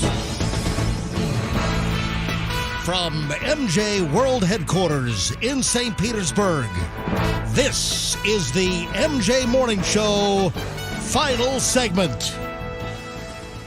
All right, 9:29. Where's Froggy? Oh, we got a special guest in the studio. We got to welcome Westfall Roofing. Yeah. Hello. Great to see you guys again. Great to be here. Yeah, new sponsor on the MJ Morning Show, Westfall Roofing, and I've been aware of you guys for years. I've seen your trucks around, and I'm so happy that you guys wanted to be part of the MJ Morning Show.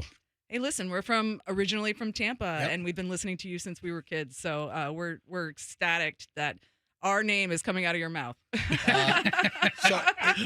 a good way. In a good way. I've seen him call a lot of people a lot of names. So it's not like Will Smith at the award show. Keep my wife's name out of your mouth. No, nothing like that. All right. And you know, it's great.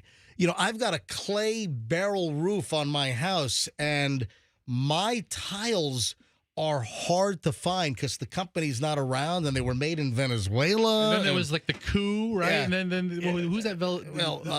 Hugo Chavez into Maduro. He literally closed down the tile plant to spite you. To screw MJ. Yeah, exactly. So, no, I've got cracked tiles. I need some new tiles. And guess what? I'm taking a tour of Westfall Roofing, and they have my tiles in the boneyard. I'm like, oh, my God, this is like, hey, I got a new sponsor on the show with Westfall Roofing, and they've got the tiles. I was going to have to drive to freaking Oviedo with a pickup truck to get, like, salvaged tiles at $22 a piece. Seriously. And they got a whole bunch of them in their backyard. That's awesome. Serendipity. I'm thrilled. So, folks, anything with your home, you guys have been around since 1989. Yes, sir. I mean, this is a long-time Tampa Bay company. You know, you look when someone comes to me and they want to advertise, first thing I do is I look at the Google reviews, and you guys have like a 4.8 Yeah. With like 1,000 reviews? Yeah, it's not easy. I stared at 4.7 for like 2 years. Yeah. Right. I mean, For it to move. Yeah. To be, I mean, you look at some roofers, they have 2.1s, you know? Yeah. And you look at Westfall Roofing, and they've got a 4.8 on Google. I mean, that is... Yeah, and the more reviews you have, the harder it is to maintain the higher rating, right? Yeah. Anyway, so if you need a new roof or you have a leak or any kind of damage, get a hold of Westfall Roofing. It sounds like it's out of Game of Thrones, doesn't it? You know, the Westfall Roofers. The Targaryens. Yeah, exactly. Versus, And the Westfalls. Yeah. What is it?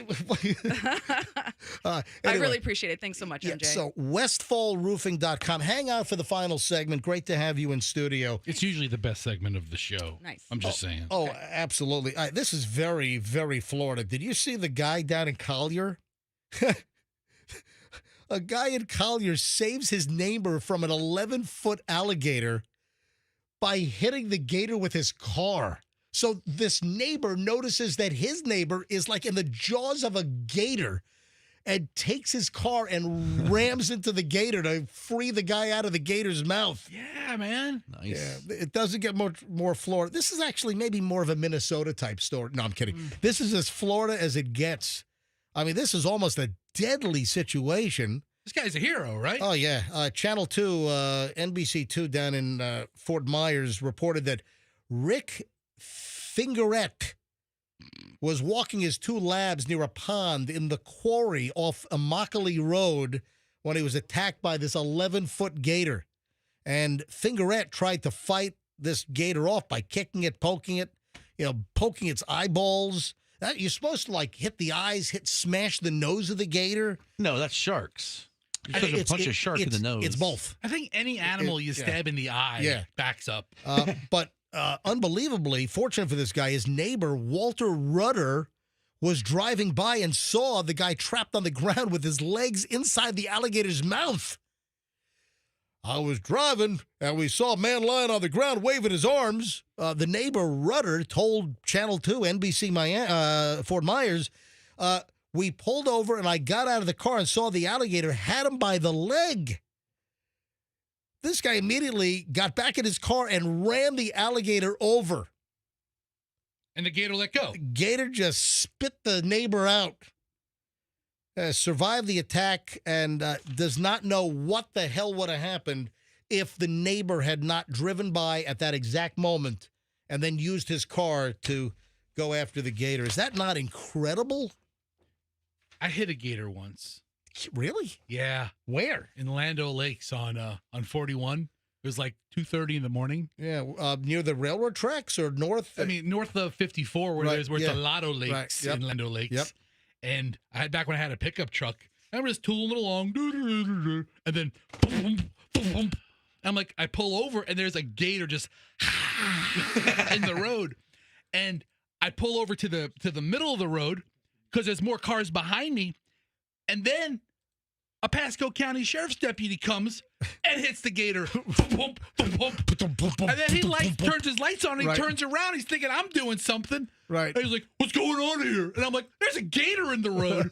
And then me and this officer, we watched like 10 other cars hit this poor gator. Right. And eventually. And the gator just laughing the whole time? The gator was alive. I mean, and the cop just eventually pulled out gloves and grabbed it by the tail and threw it in the grass. Okay. Yeah. Okay. How often do Florida cops have to deal with gators? All the freaking time, man. Sucks. Yeah. I've seen more gator videos this year, it just seems like, than any other time. Right. You're so dumb. Why would you fight with a gator? Fester was just lumbering down 41 in Land O'Lakes. No, that's not the That's not the Fester music. That's not the where's the Fester the music? Ropers, the Ropers. The Roper music. What music is that? That's Snuffleupagus walking on. That works. That actually works pretty well. You know? But nothing beats the rope. That screams a Fester right there as well. Hello. I'm Fester. Hey everybody. Hi, alligator. It's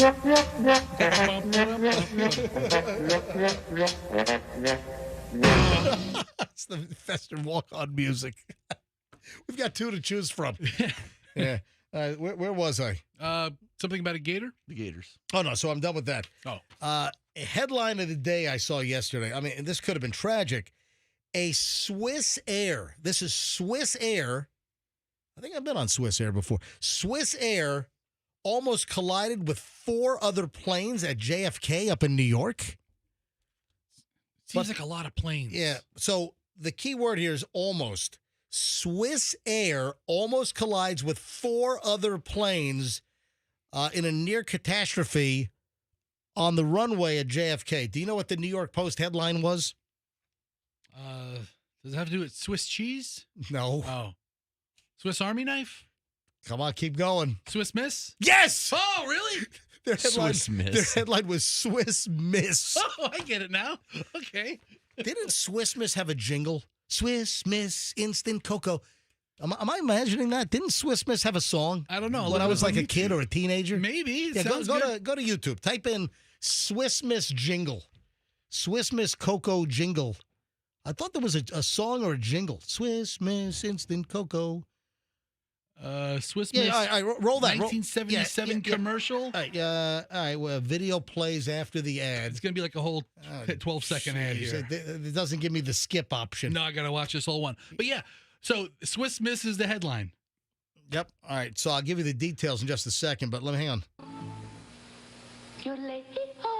Swiss Miss Instant Cocoa. Yep. What's the best way to start? I told you, today? Swiss Miss Instant Cocoa. Swiss Miss has lots of rich. Yeah, that's a creepy looking doll, isn't it? Boy. That's giving me nightmares like The Shining. Hot water and give a little yodel. Okay, gang, what do you do for a warm-up break? Swiss Miss Instant Cocoa. Yodelay-hee-ho. Yeah, there we go. Terrible jingle. Yodelay-hee-ho. Yeah, look at that. Okay. A Swiss Air jet nearly crashed into 4 other planes at JFK after a communications error put them on the same runway. Yeah, a Zurich-bound Swiss Air flight cleared for takeoff. It was on April 17th, began rushing down the runway, but hit the brakes after noticing that air traffic control also cleared the path for 4 other planes. What, 5 planes on the same? What's going on? That seems like a catastrophic error. Yeah, it sounds like it's an air traffic error on this. But headline, Swiss Miss. I thought that was pretty clever. All right, what time do we have? 9:39. I got a couple of minutes here. I want to save this for Roxanne tomorrow. Hey, I saw there's a guy 110 years old that is still driving his car every single day. That's safe. 110 years old driving his car every single day. Does he live in Florida? Say it again? Does he live in Florida? Nope. Was it like Arizona or one of the other old fart states? Little Falls, New Jersey. Okay. Yep. All right. So what did you just say? I was thinking Arizona or one of the other old fart states. No. New Jersey. Here's what I'm thinking, though. I'm thinking, how long before we Hit the gas instead of the brake. Another old fart makes a big mistake. Listen, oldest fart. I got to hand it to this guy, 110, and he's driving every day, and he's not like driving through barbershops and 7-Elevens. I mean, this guy's amazing. I'm reading about it. He lives independently. Yeah. He's still in his own house. I am very impressed with this guy. I mean, we ought to give him some kind of, merit award for 110 years old. You got like 80-year-olds that are driving through Circle K's and through Family Dollar stores. No, seriously. This guy's 110? Vincent Dransfield still drives his car every single day, lives independently. He's got his own house in Little Falls, New Jersey. He's been in the same house since the big WW2. What, 1942? 45. Okay. Yeah. Is he like, God, take me, please? No, this guy looks good. He drives his dope Hyundai every day. Oh, it's a Corvette. 110. That is a long time. Yeah. Is he driving a Hyundai? Yeah, he has a picture of him in front of his silver Hyundai. Yeah, look at that thing. Doesn't he have kids? I mean, I saw 110-year-old driver, and I thought for sure we were going to be making up our own This guy's 110. Look, he just hit kids again. You know. Get off my lawn. Yeah, whatever. And he was born in 1914. Is that his age? Well, Good year. Yeah. Yeah. 110. Yeah. Is that unbelievable? 110 years old, and the guy is still driving. Said, oh yeah. So yeah, 1940. Yeah, you got. I think it was before the Model A and the Model T, but you had. You had some like steam-powered cars back in steam-powered cars, late 1800s. It doesn't exactly count, but you had some cars back in 1940. But is that incredible? 110 years old. All right, he tries to log on to like different sites, and they ask you for your birthday, and he just doesn't go far. Hey, speaking, he's like, "Where's my 1914? Where's my Edsel? I can't get on Pornhub now." All right. I'm going to save this till tomorrow. It's about things are changing as far as what people consider old. I'm going to save that. It would be a great companion story there, but I'm going to save that because I want to maybe go to some phones on that. I mentioned some of the celebrity stuff here quickly. Kanye West, who I try to avoid, but every once in a while you can't. Kanye West is in talks to launch an adult entertainment studio now. Well, hold on. You're in talks. I see what you parade your wife around in. I think you started the adult entertainment studio quite some time ago. I think we're getting the news kind of late here. But seriously, Kanye West has been tossing around the idea of doing adult entertainment as a producer or a performer. Just starting a whole like. Well, he got all religious. Well, he's an erratic guy. Yeah, I thought he was all religious. Yeah, then he got all religious, and now he's thinking about going into the adult entertainment business. What would Jesus think of this? But his wife, Bianca, some of the things that she wears out are unbelievable. The clothing, like see-through items. I would never want my wife to be seen in like the privacy of my own home in some of these things. Well, maybe in the privacy of my own home. Okay. Well, he has All titanium teeth, so I don't think the family quite rides the same way yours does. So heads up on the potential Kanye in the adult entertainment biz. And then that house that Anne H., remember she like hit the gas and jammed through some house at like a T intersection in a neighborhood?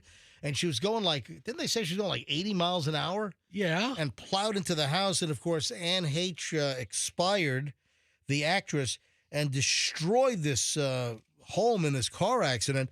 The home's been fully restored. And it looks brand new. Well, it looks brand new because they had to rebuild the thing because Anne H. drove a car at 80 miles an hour through it. Did ABC do like the extreme makeover at that house or something? No, it was not part of any television show. Remember, Anne H., I think she was driving like a Mini Cooper. Was it the longer one? Is that like the Countryman or something? Or the Country? She was driving a Mini Cooper. And remember, Anne H., did she die from the car accident or was it? She like popped up out of the blanket they had her under, remember? She died from the injuries related to the car accident. Yeah, that's right. They took her away and there was video of her like bolting upright on the stretcher of the ambulance that was coming to get her. It was so creepy. Anyway, I feel bad for her. She was tortured and tormented, and she had issues. And good movies, That's just man. a shame. But the home is all fixed up and repaired. Remember, wasn't there a fight over the insurance? Like, who's going to pay for this? And Great. Let's get the Anne Heche death house. Creepy. That is kind of creepy. Hey, what do you think of my new place? Yep. You know what happened here. Hey, you ever seen that Anne Heche? Yep. You ever seen 6 Days, 7 Nights? Your new place looks smashing. Remember Ellen's old girlfriend? Yep, right here. All right. We got to roll. Thanks. I want to say your first name correctly. It's Anissa. You got it. All right, so it's not Anissa, it's Anissa. Correct. I like pointing to my knee to help people explain. Anissa. There you go. Yeah, Anissa. Thanks. New client on the MJ Morning Show, new advertiser, Westfall Roofing, hanging out in the studio today. So if you need a new roof, these guys are the pros. Been around since 1989. I thought she was just complaining about an injury, pointing to her knee this whole time. No. That's her name. Her name is Anissa. She's like, It's how I help others, my knee. Buster. I'm like, what? You bumped your knee? What's wrong? ACL issue? So Anissa and her husband run an amazing place, westfallroofing.com, if you need a new roof or repairs. We got to roll. We'll see you back here tomorrow for Thursday show already. Wow. Back tomorrow morning, bright and early, 6 a.m. Don't forget the Cash Kitty's coming up next. So the Cash Kitty hits at 10 a.m., 14 minutes away. So listen up for the new word and your chance to win $1,000 with the Cash Kitty in minutes here on Q105. Folks, have a great day, and let's be careful out there.